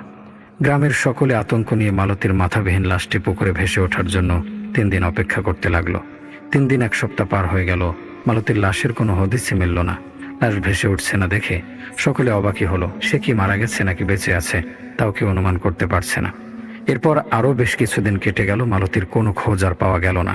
পুকুর থেকে 2 কিশোরী মেয়ের নিখোঁজ হওয়াটা গ্রামের মানুষের কাছে যেমন বিস্ময়কর, তার চেয়ে বিস্ময়কর 3 দিন পর তাদের মাথাবিহীন লাশ পুকুরে ভেসে ওঠা।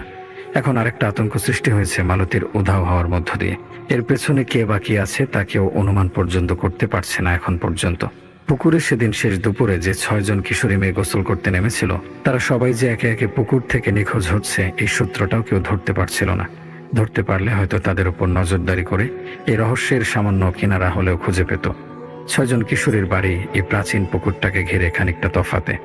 এর মধ্যেই তাদের 3 জন পুকুরের অজানা আতঙ্কের শিকার হয়েছে। 2 জনের লাশ খুঁজে পেলেও মালতীরটাও পাওয়া যায়নি। এরপর কেটে গেছে 7 মাস। আমাদের গ্রাম এখন আতঙ্কের গ্রাম। প্রাচীন সেই পুকুরের আশেপাশে যাওয়া সবার জন্য নিষিদ্ধ। সেতু মালতী এর পরে তাদের বাকি 3 খেলার সঙ্গে জ্যোৎস্না, জুলেখা, মণিও নিখোঁজ হয়ে গিয়েছে 1 মাস 1.5 মাস বিরতিতে। বলা যায় সেতু আর মালতীর সঙ্গে ঘটে যাওয়া ঘটনারই পুনরাবৃত্তি ঘটেছে তাদের সাথেও। হয়তো আপন চেহারার রূপ নিয়ে আসা কিছুই ওদের পুকুরে নিয়ে গিয়েছিল গভীর রাতে, কিন্তু গ্রামের মানুষ তার আচ্ছ করতে পারেনি। নিখোঁজ হওয়ার পর পুলিশ, স্থানীয়রা বাড়ি থেকে পায়ের ছাপ অনুসরণ করে নিশ্চিত হয়েছে যে মেয়েটা পুকুরের দিকেই গেছে রাতে। খুঁজে পাবে না জেনেও পুকুরে অনুসন্ধান চালানো হয়, গ্রামে গ্রামে খোঁজ করা হয়, কিন্তু শেষ পর্যন্ত তারা অপেক্ষা করে থাকে পুকুর থেকে যে কোনো একা অবস্থাতে লাশটা ভেসে উঠবে।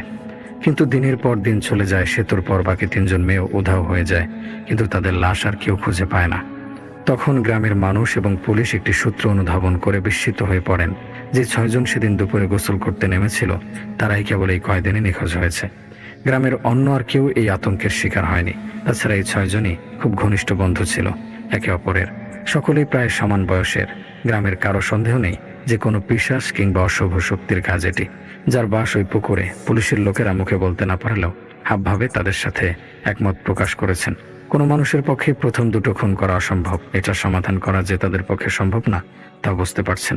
এর সমাধান করবার জন্য গ্রামের লোকেরা সিদ্ধান্ত নিলেন তারা ডাকবেন কোনো তান্ত্রিককে, যে এই সব অশুভ শক্তি থেকে বাঁচাতে পারবে তাদের সকলকে, ভেদ করতে পারবে এই হত্যার নিখোঁজের রহস্য। দেখা যাক তিনি এই পুকুরে অশুভ কিছুর অস্তিত্ব খুঁজে পায় কিনা। আজকাল এইসব অঞ্চলে জালালউদ্দিন মাতবর নামে একজনের নাম বেশ শোনা যায়। লোকটা নাকি এক প্রকার পিশাচ বিশেষজ্ঞ। তার জীবনের অধিকাংশ সময়ই এই অশুভ শক্তির সঙ্গে লড়াই করে কাটিয়েছেন। তার সঙ্গে যোগাযোগ করতে বেশ কষ্ট করতে হলেও যোগাযোগ করা গেছে। পুকুরের শেষ যে মেয়েটি মারা গিয়েছে, তারপর 2 মাস কেটে গেছে, এর মধ্যে না পাওয়া গেছে শেষ নিখোঁজ হওয়া 4 জন মেয়ের লাশ, আর না ঘটেছে নতুন আরও কোনো দুর্ঘটনা। আফসারপুরের মানুষ পুরোপুরি আতঙ্কিত হওয়ায় এবং একজন নিযুক্ত চৌকিদারের পাহারার কারণে প্রাচীন পুকুরটি এখন প্রায় পরিত্যক্ত। কেউই এদিকে খুব একটা আসে না। সন্ধ্যার প্রায় কাছাকাছি চাচা পুকুরটার আশেপাশে জায়গা চক্কর দিচ্ছেন। সেতুর লাশ যখন পুকুর থেকে তোলা হয় তখন তিনি উপস্থিত ছিলেন। পুকুরের যেই দানবটার এই কাজটা হোক না কেন, ওটার ভয়াবহতা বুঝতে তার বাকি নেই। পরের 4 জন মেয়েও যে দানবটার খাবারের শিকার হয়েছে তা নিয়েও তার মনে সন্দেহ নেই। বাচ্চা 6টি মেয়ের জন্য তার মন খুবই খারাপ হয়েছিল, আর পিশাচটার জন্য রাগ আর ক্ষোভ। তারও একটা 15 বছরের মেয়ে পুকুরে নেমে সাপের কামড় খায়, এরপর বাড়িতে ছটফট করতে করতে মারা যায় অনেক বছর আগে। সে নিজ থেকেই তাই সুপারিশ করে পুকুরের এই পাহারাদারের কাজটা নেয়। 6 জনের পর আর একজনকেও নিখোঁজ হতে দেবে না সে। দিন রাত নজর রাখে পুকুরটার দিকে। কোনো অল্প বয়সী মেয়ে আশেপাশে আসলেই দূর দূর করে তাড়িয়ে দেয়। আজ রাতটা চাঁদের রাত হবে। বিকেলের শেষ আলোয় পুকুরের দিকে তাকিয়ে আছেন চাচা। তার নাম শাহিন মিয়া। চারদিকে এত গাছ, তবুও বাতাস নেই। হঠাৎ খেয়াল করলেন পুকুরের মাঝখানের এক স্থানের পানি বেশ জোরে কেঁপে পুরো পুকুরে ছড়িয়ে পড়ছে। জায়গাটা থেকে এবার পানির বুদবুদ উঠছে। পুরোই অস্বাভাবিক ঘটনা। পুরো পুকুরের পানিতে ভয়ানক তাণ্ডব শুরু হলো। পানি ফুলে ফুলে উঠছে, পাড়ে পানির ঢেউ আছড়ে পড়ছে। পুকুরের মাঝামাঝি জায়গায় পানি চক্রাকারে ঘুরছে। গাছের একটা পাতাও নড়ছে না, অথচ পুকুর হঠাৎই শান্ত হয়ে উঠল। আবার পুকুরের পানি ভেদ করে পুকুরের মাঝামাঝি জায়গায় ভেসে উঠল 4টা মেয়ের লাশ। মাথাবিহীন লাশ। কয়েক মুহূর্ত মাথা ঝিম মেরে রইল আলম মিয়ার। এরপরে চিৎকার করে ছুটতে লাগলেন গ্রামের দিকে। এই গ্রামটাকে গিলতে শুরু করলো পুকুরের সেই আতঙ্ক। রাত নেমে আসছে। এসব কিছুই পরে চাচার কাছ থেকে জেনেছি। চাচার পুরো বক্তব্যটি আপনাদের কাছে তুলে ধরছি। এখানে আমি নিজে ছিলাম না, কিন্তু চাচা 2 জন তান্ত্রিকের কাছ থেকে পুরো বিষয়টা জেনে আমাকে জানিয়েছেন। রাত 9টার কিছু বেশি হবে, একটা অটো এসে থামলো গ্রামের শেষ মাথায়। সিএনজির ড্রাইভার তর্ক করছেন 2 জন আরোহীর সঙ্গে। ড্রাইভার লোকটা রাগে ফুঁসছে আর বলছে আর ভেতরে যাওয়া তার পক্ষে সম্ভব না। এদিকে কিছুই চেনে না সে, রাতে ফিরতে ঝামেলা হবে তার। অটোর ভেতরে বসা কিছুটা বয়স্ক যাত্রী বারবার বলছেন আর 10 মিনিটের পথ কেবল। তিনি চেনেন এখানে নামিয়ে দিলে হেঁটে যেতে অবস্থা খারাপ হয়ে যাবে তাদের। ড্রাইভার কিছুতেই যাবে না, তর্ক থামছে না। লোকটা ভাবছে লোক দুটোকে দেখেই পাগল মনে হয়েছিল তার। কেন যে গাড়িতে তুলতে গেল? চেলা গুরু মানে ওরা, কেমন তান্ত্রিকের মতো গেরুয়া পোশাক পরা, অদ্ভুত সাজসজ্জার লোক দুজনেই, কথাবার্তার ধরন উল্টাপাল্টা। যাত্রীর দ্বিতীয় জন বয়সে কম লোকটা এবার খেকিয়ে উঠল, যা বেটা নেমে যাচ্ছি, এই নে তোর ভাড়ার টাকা, আমাদের তুই চিনতে পারিসনি, দেখবি কেমন ভূত লেলিয়ে দেয় তোর পেছনে, চলেন নেমে যায় ওস্তাদ। এমন পরিবেশে এমন কথা শুনে ভয়ে মুষড়ে গেল ড্রাইভার। ফিরতে হলেও দীর্ঘ নির্জন একটা পথ দিয়ে ফিরতে হবে তাকে। নামতে হইব না, যাইতাছি, আর তর্ক না করে এগিয়ে চলল সে সামনের দিকে। মনে মনে বংশ উদ্ধার করে দিচ্ছে দুজন যাত্রীর। হারু আলম বিরক্ত হয়ে তাকালো। তান্ত্রিকের কাজ হচ্ছে মানুষের মন থেকে ভূত প্রেত পিশাচের ভয় দূর করা। তার অ্যাসিস্ট্যান্ট জহিরকে এতদিন শেখানো তন্ত্র শিক্ষার কোনোই ফল নেই। ও তান্ত্রিক হয়ে উল্টো মানুষকে ভূত লেলিয়ে দেওয়ার ভয় দেখায়। অবশ্যই এটা করা ছাড়া ড্রাইভারও আর এগোতো কিনা সন্দেহ। এসব চিন্তার চাইতে বড় চিন্তা তারা যে কারণে এই গ্রামে এসেছেন সেটা। প্রাচীন একটা পুকুরে 6 জন কিশোরী নিখোঁজ হয়েছে গত 1 বছরে। সাধারণ কারো কাজ হলে নিশ্চয় তাদের ডাকা হতো না, অশুভ শক্তি। কিন্তু একটা প্রাচীন পুকুরে এটা হঠাৎ উদয় হলো কেন? আর কিশোরী বয়সের মেয়েদেরই নিয়ম মেনে নিজের শিকার বানাচ্ছে কেন? 6 জনের 4 জনের লাশ নাকি খুঁজে পাওয়া যায়নি। গ্রামের দিকে যতই গাড়ি এগোচ্ছে তাদের চোখে ভিড় আর লোকের চঞ্চলতা ধরা পড়ল। আজ আবার কিছু হয়েছে নাকি? চারদিকে কোনো বাতাস নেই, অথচ পুকুরের পানি কোনো একটা উত্তাল নদীর পানির মতোই কাঁপছে। পুকুরের মাঝামাঝি 4টি বাচ্চা মেয়ের লাশ। ওভাবে দেখে দুজনেরই দম বন্ধ হয়ে এলো যেন। দূর থেকে দেখেও বোঝা যাচ্ছে ওদের মাথা ধারালো দাঁত দিয়ে কামড়ে কেউ আলাদা করে ছিঁড়েছে। রাশেদ জালালউদ্দিন মাতবরের মুখের দিকে তাকালো। ওটা শক্ত হয়ে গেছে, কি একটা ক্রোধে যেন কাঁপছে।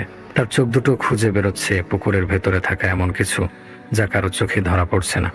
সে অস্বাভাবিক কিছু একটা যে এই পুকুরে আছে তা অনুধাবন করতে পারছে। হঠাৎ তার মনে হলো লাশগুলোর পাশ থেকে কয়েক জোড়া চোখ তার দিকে তাকিয়ে আছে। কেমন আটকে উঠল সে। দুজনেই ঘুরে এলাকার লোকগুলোর কাছে গেল। হারু মিয়া বললেন, লাশগুলোকে যত দ্রুত সম্ভব তুলে ফেলা উচিত। সকলেই কেমন আমতা আমতা করতে লাগলো। এটাই স্বাভাবিক, সকলে ভয় পেয়ে আছে। পুকুরে যে অশুভ শক্তি থাকুক, ওটা লাশগুলোকে নিয়ে কোনো একটা খেলা খেলছে। লাশ যতক্ষণ পুকুরে থাকবে ওটারই লাভ। কেউ পুকুরে এই মুহূর্তে নামতে রাজি নয়। বুঝতে পেরে তিনি বললেন, আমরা দুজন নামবো। সকলেই যেন হাফ ছেড়ে বাঁচলেন। তান্ত্রিক লোক, এরা সাহসী তো হবেই, তবুও কিছুটা আতঙ্কে সকলেরই মন চঞ্চল হয়ে উঠল। এদের কিছু হয়ে গেলে তাদের এই আতঙ্ক থেকে উদ্ধার পাওয়ার ভরসা করার আর কিছুই রইবে না। গেরুয়া পাঞ্জাবি খুলে এখন তাদের পরনে শুধু লুঙ্গি। নেমে পড়ল দুজনে পুকুরের ঠান্ডা পানিতে। গলা হাত আর কোমরে জড়িয়ে আছে রক্ষা কবচ। জহিরকে সতর্ক করে দিলেন উস্তাদ, পানির নিচ থেকে কোনো হাতের স্পর্শ বা টান অনুভব করলে উত্তেজিত হবে না। মন্ত্রই রক্ষা করবে তোমাকে, জানে সে। তবুও কিছুটা উত্তেজনা মনে চেপেই রয়েছে। সাঁতরে পুকুরের মাঝামাঝি চলে গেল দুজনে লাশ 4টির পাশে। লাশগুলোর শরীর কাছ থেকে দেখতে আরো ভয়ঙ্কর। শরীর স্পর্শ করতে জহির অনুভব করলো কোনো কারণে শরীরগুলো একটু বেশি পিচ্ছিল হয়ে আছে। ওস্তাদের দিকে তাকালো। তিনি চোখ ইশারা করে তাকে দাঁড়িয়ে থাকতে বলে পানিতে ডুব দিলেন। বুক ধক করে উঠল তার। প্রায় 2 মিনিট পর হারু মিয়া পানির উপরে ভেসে উঠল। তার কণ্ঠ কাঁপছে। জহির দ্রুত লাশগুলোকে নিয়ে পাড়ের দিকে চলো। সঙ্গে দড়ি দিয়েছিল লোকগুলো, ওগুলো দিয়ে লাশ 4টির শরীর আটকেছিল তারা দুজন। এরপর একজন সামনে থেকে আরেকজন পেছন থেকে ভেলার মতো করে লাশগুলোকে টেনে নিয়ে যেতে লাগলো পাড়ের দিকে। পুকুরের কম্পিত পানির স্রোতে খুব একটা কষ্ট করতে হলো না তাদের এমন কাজ দেখে অনেকের মনে সাহস ফিরে এসেছে। ওরা পাড় থেকে লাশগুলো টেনে উপরে তুলতে সাহায্য করলো। পাড়ে তুলে দ্রুত কলা পাতা দিয়ে নগ্ন লাশগুলোকে ঢেকে দেওয়া হলো। ভিজে চুপসে গেছে দুজনেই। সঙ্গে আনা পটলি থেকে গামছা বের করে গা মুছে পোশাক পাল্টে নিল। উত্তেজিত মানুষের একটা অংশ লাশগুলোকে ঘিরে ভিড় করছে, আর বাকিরা 2 নবাগত সাহসী তান্ত্রিককে। এদের এই কাজটুকুই তারা যে ভণ্ড তান্ত্রিক নয় তার দলিল হিসেবে প্রকাশ পেল সকলের কাছে। হারু মিয়া বললেন, আমরা দুজন খুবই ক্লান্ত, একটু থাকার ব্যবস্থা করে দেন, আর লাশগুলোকে দ্রুত দাফনের ব্যবস্থা করেন। তান্ত্রিকদের মুখে লেগে থাকা আতঙ্ক সকলে খেয়াল করলেন। পুলিশ জানালেন ময়নাতদন্তের জন্য লাশগুলো নিয়ে যাবেন তারা। হারু মিয়া নিষেধ করলেন, বললেন কোনো লাভ নেই, আর নিয়ে গেলেও সকালের আগে লাশগুলোকে যাতে কোথাও না নিয়ে যাওয়া হয়, দাফন করে ফেলাই ভালো। রাতের আধারে ওরা বিপজ্জনক। কিন্তু পুলিশের লোকেরা কিছুতেই তার কথা শুনলেন না। এমনিতেই এই কেসটায় তারা অসংখ্য ব্যর্থতার নমুনা দেখিয়েছেন। তার উপর ভূতের ভয়ে সারা রাত লাশ ফেলে রেখেছে। দেখলে সকলের কাছে অপদার্থ খ্যাতি পেতে হবে তাদের। 2 তান্ত্রিককে এলাকার মেম্বারের হাতে তুলে দিয়ে বিদায় দিয়ে লাশগুলোকে শাড়ি কাপড়ে মুড়িয়ে পুলিশ ভ্যানে তোলা হলো। দুজন কনস্টেবল, ভ্যান ড্রাইভার এবং অফিসার 4 জন প্রায় মধ্যরাতে 4টি লাশ নিয়ে রওনা দিলেন থানার উদ্দেশ্যে। 2 কনস্টেবল পা জড়সড় করে বসে আছেন, পাশাপাশি গা লাগিয়ে। এতটা ভয় তারা এই জীবনে আর পায়নি। লাশ 4টিকে পুকুরে ভেসে থাকতে দেখে তাদের কলজে শুকিয়ে গিয়েছিল। তার উপরে যখন অফিসার বললেন পুকুরে নেমে লাশগুলোকে তুলে আনতে, তখন দুজন প্রায় কেঁদেই দিয়েছিল। হাত জোর করে অনুনয় করে বলেছিল তাদের ছেলে মেয়ে আছে বাসায়, এখন পানিতে নামলে নিশ্চিত মৃত্যু হবে। অফিসার বিরক্ত হলেও জোরাজোরি করেনি। ভাগ্যিস তান্ত্রিক দুজন সময় মতো এসেছিল, কিন্তু ভাগ্য কি আর এত ভালো? ওদের নিষেধ সত্ত্বেও গোয়ার তুমি করে অফিসার এই রাতে মেয়েগুলোর পরিবারের লোক, গ্রামের মানুষের সাথে ঝগড়া করে পুলিশ ভ্যানে তুলেছে লাশগুলো, আর ওগুলোর পাহারা দিচ্ছে তারা দুজন। গাড়ির সামনে ড্রাইভারের পাশে অফিসার বেটা কি আরামে বসে আছে, চোখ পড়ে যাচ্ছে লাশগুলোর দিকে। শাড়ির পেঁচের ভেতর থেকেও স্পষ্ট শরীরের আকৃতি বোঝা যাচ্ছে ছোট মেয়েগুলোর। 4টি লাশের একটিরও মাথা নেই, ভাবতেই গা গলিয়ে যাচ্ছে দুজনের। গাড়ি যত এগোচ্ছে তত তাদের আতঙ্ক বেড়েই চলেছে। এই মনে হচ্ছে লাশগুলো নড়ে উঠবে। বাইরে থেকে আসা বাতাসে কাঁপছে সত্যি কাপড়ের খোলা অংশগুলো। ওগুলোর হাত চেপে ধরবে যেন তাদের পা। তারপর ভাবতেই গা রিরি করে উঠছে। দুজনে ওরা বাচ্চা ছেলের মতো একে অপরের হাত চেপে রয়েছে। হঠাৎ প্রথম কনস্টেবল আঁতকে উঠলেন। তার মনে হলো একটা ঠান্ডা হাত তার ঘাড় স্পর্শ করলো। দ্বিতীয় জন ঘাড়ের কাছে একটা শীতল স্পর্শে চমকে উঠলেন। এরপরই তাদের কানে ভেসে এলো কয়েকজন মেয়ের খিলখিল হাসির শব্দ। গাড়ির সঙ্গে সঙ্গে হাসির শব্দটাও তাদের সঙ্গে চলছে। চমকে পেছনে তাকালো দুজনে। ভ্যানের পাশের দিকটা কাপড়হীন, গ্রিলের রেলিংয়ের ওপাশে তাদের প্রায় মুখোমুখি 3টা মেয়ের মুখ। 3জনই খিলখিল করে হাসছে। কিছু দস্যি মেয়ে যেন চলন্ত গাড়িতে লাফিয়ে উঠেছে। কিন্তু সময়টা যে এখন রাত, ভালো করে তাকাতে বুঝতে পারলো ওগুলো স্রেফ মাথার নিচে কোনো শরীর নেই। আতকে প্রায় লাফিয়ে পিছিয়ে গেল দুজনে আর্তনাদ করে। মুহূর্তেই তাল হারিয়ে পড়ে গেল লাশগুলোর ওপর। এবার উল্টো দিকের গ্রিলের ওপাশে উদয় হলো আরো 3 জন অপরিচিত মেয়ের মাথা। দুপাশ থেকে 6 জন কিশোরী মেয়ে খিলখিল করে হাসছে। শরীরে রক্ত পানি হয়ে গেল। হঠাৎ অনুধাবন করলো মাথাবিহীন লাশগুলো নড়ে উঠছে তাদের শরীরের নিচে। দ্রুত তারা উঠে পিছিয়ে গেল বাইরের দিকে। ভয়ঙ্কর ভাবে নড়ছে লাশগুলো। এ কি, তারা কল্পনায় দেখছে নাকি? মাথাবিহীন 4টি লাশ ধীরে ধীরে উঠে বসে পড়ছে। ওগুলোর শরীর থেকে সরে গেছে কাপড়। 4টি লাশই তাদের হাতগুলো বাড়িয়ে দিয়েছে কনস্টেবল দুজনের দিকে। প্রথমে মনে হলো ডাকছে তাদের, পরে আবার মনে হলো ঝাঁপিয়ে পড়বে লাশগুলো ওদের ওপর। ভয়ঙ্কর এই পরিস্থিতির সাথে তাদের কান নষ্ট করে দিচ্ছে গাড়ির বাইরের দুপাশ থেকে ভেসে আসা মেয়েগুলোর হাসির শব্দ। গাড়ি চলছে তার গতিতেই। চেঁচিয়ে গলা ফাটাচ্ছে কনস্টেবল দুজন। গাড়ি থামাচ্ছে না কেন? আর কোনো উপায়? আর একটু ঘুরে পেছনে গিয়ে দুজনে লাফিয়ে নেমে গেল চলন্ত গাড়ি থেকে। পুলিশ অফিসার আর ড্রাইভার দুজনে চমকে একে অপরের দিকে তাকালেন। মনে হচ্ছে কেউ পেছন থেকে চিৎকার করছে। ইশারা পেয়ে গাড়ি ব্রেক করলেন ড্রাইভার। গাড়ি থেকে নেমে প্রায় ছুটে গাড়ির পেছনে চলে এলেন। যা তারা দেখলেন, এই পরিবেশে গভীর রাতে গাছগাছালি ঢাকা পথের মাঝখানে কেউ দেখতে চাইবে না। কনস্টেবল দুজন কোথায়? গাড়ির পেছনে মাথাবিহীন 4টি মেয়ে দাঁড়িয়ে রয়েছে। ওদের হাত দুটো সামনের দিকে তাক করা। অন্ধকার হাতড়ে এগিয়ে আসছে যেন এদিকে। অফিসার এবং ড্রাইভার আর্তনাদ তুলে উল্টো ঘুরে আফসারপুরের দিকে ছুটতে লাগলেন পেছনের দিকে, যতক্ষণ পর্যন্ত না পেছনের খিলখিল হাসির শব্দ মিলিয়ে গেল। মেম্বার বাড়ির একটা ঘরেই ঘুমোতে দেওয়া হয়েছে তান্ত্রিক ওস্তাদ আর শীর্ষকে। ঘুম নেই কারো চোখেই। হারুমিয়া তাকে যা বললেন এরপর আর ঘুমানো যায় না। জহির অবাক কণ্ঠে ওস্তাদের দিকে তাকিয়ে পুনরায় প্রশ্ন করলেন, আমরা কালই চলে যাব মানে কি? আপনিই তো বলেছিলেন এটি কোনো প্রাচীন ভয়ঙ্কর দেবতা এর কাজ। তাহলে এখন আপনার ভাষায় 6টি কিশোরীর হত্যা যদি কোনো ভূত প্রেত পিশাচ কিংবা পুকুরের দেবতার না হয়, তাহলে কার? কোনো মানুষের? তা কি করে হয়? আপনি এত ভয় পেয়ে আছেন কেন? 2 মিনিট পুকুরের ভেতর ডুব দিয়ে কি এমন বুঝলেন যেমনটা বলছেন? একটা দীর্ঘশ্বাস ছাড়লেন হারুমিয়া। মধ্যরাতে গ্রামের মানুষ আর তান্ত্রিক বুড়োর নিষেধ না মেনে 4টা মেয়ের লাশ পুলিশ ভ্যানে তুলে থানার উদ্দেশ্যে রওনা দেওয়ার আগে পুলিশের দলটা কল্পনাও করতে পারেনি মাঝপথে মাথাবিহীন এই 4 কিশোরের লাশ জীবিত হয়ে উঠবে। কিন্তু যখন তা ঘটল তখন ভয়ঙ্কর আতঙ্কে শিহরিত হয়ে পালানো ছাড়া আর কোনো চিন্তা তার মাথায় এলো না। এমন একটা দৃশ্য যে তারা দেখেছে তা শুনে অন্য মানুষকে বিশ্বাস করবে? পুলিশের দলের লোকেরাই বিশ্বাস করতে পারছে না। যে 2 জন কনস্টেবল লাশগুলোকে জেগে উঠতে দেখে গাড়ি থেকে লাফিয়ে পড়েছিল, তারা বেশ আহত হয়েছে। ড্রাইভার আর অফিসার দম থাকা পর্যন্ত দৌড়েছে। একসাথেই তারা 4 জন সকাল হওয়ার অপেক্ষায় এক জায়গায় আশ্রয় নিল। ভোরের আলো ফুটলেই গাড়ির কাছে পৌঁছে স্থির হলো তারা। দিনের আলোয় ভয় কেটে গেছে অনেকটাই। মৃত মানুষের ভয়ে পালানোর জন্য উল্টো লজ্জায় লাগছে তাদের এখন। গাড়ি আশপাশের পথ তন্ন তন্ন করে খুঁজেও লাশগুলোর চিহ্ন মাত্র তাদের নজর করল না। মানে কি এর? পুকুরে মেয়েগুলো মৃত্যু যে অস্বাভাবিক অলৌকিক কিছুর প্রভাবে ঘটেছে এটার মধ্যে তারা বিশ্বাস করছে। কিন্তু 4টা মেয়ের লাশ গাড়ি থেকে হেঁটে হেঁটে নেমে চলে গেছে, এটা তাদের মাথাতেই ঢুকছে না। লাশগুলোকে পেলে অন্তত রাতের ঘটনাটা ভুলে যাওয়া যেত। একেবারে স্তম্ভিত হয়ে গেল তারা। হতাশ হয়ে গাড়ি নিয়ে আবার ফিরতে লাগলো আমাদের গ্রামের দিকে। জহির অপলক দৃষ্টিতে তাকিয়ে আছে জমিদার বাড়ির প্রাচীন পুকুরটার পানির দিকে। ভোরের হালকা আলো ফুটতে শুরু করেছে, মৃদু বাতাস বইছে চারদিকে। এত সুন্দর লাগছে জায়গাটা। এই পুকুরে যে অশুভ কিছু থাকতে পারে তা কল্পনাও যেন করা যায় না। কিন্তু পুকুরে যে অশুভ শক্তি থাকুক না কেন, ওটা যে ভয়ঙ্কর কোনো ক্ষমতাবান শক্তিমান আতঙ্ক, এতে তার কোনো সন্দেহ নেই। বিশেষ করে গত রাতে হারুমিয়া তাকে যা বললেন, তারপর সেও কিছুটা আতঙ্ক অনুভব করছে। গত রাতে 4টি মেয়ের লাশ যখন তারা উদ্ধার করতে নেমেছিল পুকুরে, তখন হারুমিয়া তার পায়ে একটা শক্ত হাতের স্পর্শ পান। আতঙ্কিত না হয়ে উল্টো পুকুরের পানিতে ডুব দেন তিনি। এরপর তিনি দেখেন অদ্ভুত একটা জন্তুকে। জন্তুটার শারীরিক বর্ণনা তার বিন্দুমাত্র মনে নেই। এর কারণ ওটার অদ্ভুত চোখ, ঘোলা পানিতেও জল জল করে জ্বলছিল ওগুলো। কেমন এক বিভৎস তুচ্ছ হিংস্রতা বিরাজ করছিল দৃষ্টিতে। কিলবিল করে ভাসছে ওটার মাথার চুল। ভয়ে দম আটকে মারা যাবেন যেন তিনি। পর মুহূর্তেই চোখ দুটো অদৃশ্য হয়ে গেল। ওখানে উদয় হলো 6টি ছোট মেয়ের মুখ। মেয়েগুলোকে এই প্রথম দেখলেও বুড়োতান্ত্রিক বুঝতে পারলেন ওরাই সেই সব কিশোরী যারা এই পুকুরে মারা গিয়েছে। করুণ দৃষ্টিতে তার দিকে তাকিয়ে রয়েছে সবাই। কি একটা সাহায্য চাইতে এসেছে যেন। পানির ভেতরেও কি সাবলীল কণ্ঠে একটা মেয়ে মায়া ভরা কণ্ঠে অনুনয় করলো, আমাদের বাঁচাও দাদু, ওই রাক্ষসটা আমাদের অনেক কষ্ট দিচ্ছে, আমাদের সঙ্গে চলো নিচে, ওটাকে মারার উপায় আমরা বলে দিচ্ছি।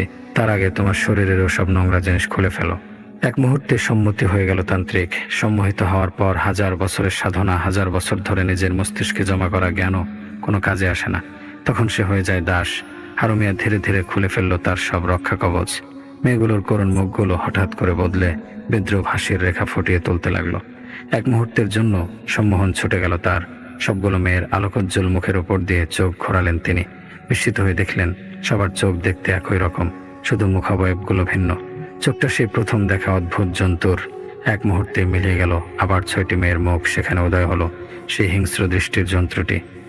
এক মুহূর্ত কিছু না ভেবেই তিনি শরীর বাঁকিয়ে মন্ত্র বের করতে করতে মাথা উঠিয়ে দিলেন পানির ওপর। শক্ত করে চেপে ধরলেন জহিরের শরীর। থরথর কাঁপছেন তিনি। আতঙ্ক নিয়ে জহিরের সাহায্যে লাশগুলোকে বেঁধে পাড়ে তুললেন। হতভম্ব হয়ে হারু থেকে ঘটনাটা শুনল জহির। মেম্বার বাড়ির ঘরটির মধ্যে মৃদু আলো জ্বলছিল। সে আলোতে ওস্তাদের দিকে তাকিয়ে প্রথম খেয়াল করলো আসলেই তার শরীরে কোনো কবজ নেই। পিশাচ, দেবতা বা প্রেত, এদের অসংখ্য শক্তি থাকলেও মানুষকে সম্মোহন করে কিছু করানোর শক্তি এদের থাকে না। হয়তো সর্বোচ্চ মোহে আটকে ফেলতে পারে, কিন্তু প্রাচীন পুকুরের এই শক্তির এই ক্ষমতা আছে। সে নিশ্চয়ই সম্মোহিত করে পুকুরের কাছে টেনে নিয়ে গেছে পরের 5 জন কিশোরী মেয়েকে, এবং তান্ত্রিক হারু এর মতো সম্মোহন করে হত্যা করে ফেলতে পারবে যে কাউকে। কিন্তু ওটার উদ্দেশ্য কি? তান্ত্রিক হারুমিয়ার উদ্দেশ্য কি? এতটুকুই শুধু ওস্তাদ তাকে বলেছে। এইটুকুতে যে বড় তান্ত্রিক ভয় পেয়ে এই গ্রাম ছেড়ে চলে যেতে চায়, এটা বিশ্বাস হয় না জহিরের। হয়তো আরো কিছু আছে যা তাকে বলেনি ওস্তাদ। এরপর আধো ঘুম আর জাগরণের মধ্যে কেটে গেছে সময়। তাই ভোরে সেই রহস্যময় পুকুর পাড়ে এসে হাজির হয়েছে জহির। দিনের আলোয় হয়তো ওটার শক্তি থাকে না, আবার হয়তো থাকে। ওটার আকর্ষণ হয়তো কেবল কিশোরী মেয়েদের মাথা। আবার ওটার শিকারের পথে কেউ বাধা দিলে তারাও যে ওটার শিকার হতে পারে, এ অসম্ভব কিছু নয়। হঠাৎ পেছনে পদধ্বনি শুনে ঘুরে তাকালো জহির। মেম্বার বাড়ি থেকে পুকুরটা বেশ তফাতে। ওস্তাদ ঘুমিয়েছিল বলে ডেকে বলে আসেনি সে। হারুমিয়ার তাকে দেখতে না পেয়ে অনুমান করেই হয়তো এখানে চলে এসেছেন। জহিরের কাঁধে হাত রাখলেন তিনি। অনেকটা ফুরফুরে মেজাজের লাগছে তাকে। মিষ্টি হেসে বললেন, সাহস দেখছি তোমার খুব বেশি, একা একাই চলে এসেছো। মুচকি হাসলো জহির। ওস্তাদ বললেন, আমার গত রাতের ধারণা অতিরঞ্জিত ছিল জহির। পানির ভেতরে আমি যা দেখেছি পুরোটাই আমার কল্পনা ছিল। কল্পনার মোহে পরে কবচগুলো খুলে ফেলেছিলাম। রাতে মাথা গিট মেরেছিল, তাই নিজেও ভয় পেয়েছিলাম, আর তোমাকেও ভয় দেখাচ্ছিলাম। এখন সব পরিষ্কার লাগছে। ওটা একটা পিশাচী। কিছুটা অবাক হলো জহির, তারপর বলল, এখন কি করবেন? মেম্বারের কাছ থেকে যতটুকু জানতে পেরেছি যে 6 জন মেয়ে মারা গেছে ওরা নাকি খেলার সাথে ছিল, এবং প্রতিটা মেয়ে নিখোঁজের আগের রাতে নাকি তাদের মৃত সাথীদের ঘরের আশেপাশে দেখেছে, আর ভয় পেয়ে চিৎকার করেছে। তারা নাকি তাকে পুকুরের দিকে আহ্বান করেছিল। মানে কি, তাহলে ওদের পরিবারের লোকেরা কেন কাউকে সতর্ক করে দেয়নি? তাহলে হয়তো বাকি মেয়েগুলোকে পাহারায় রাখা যেত।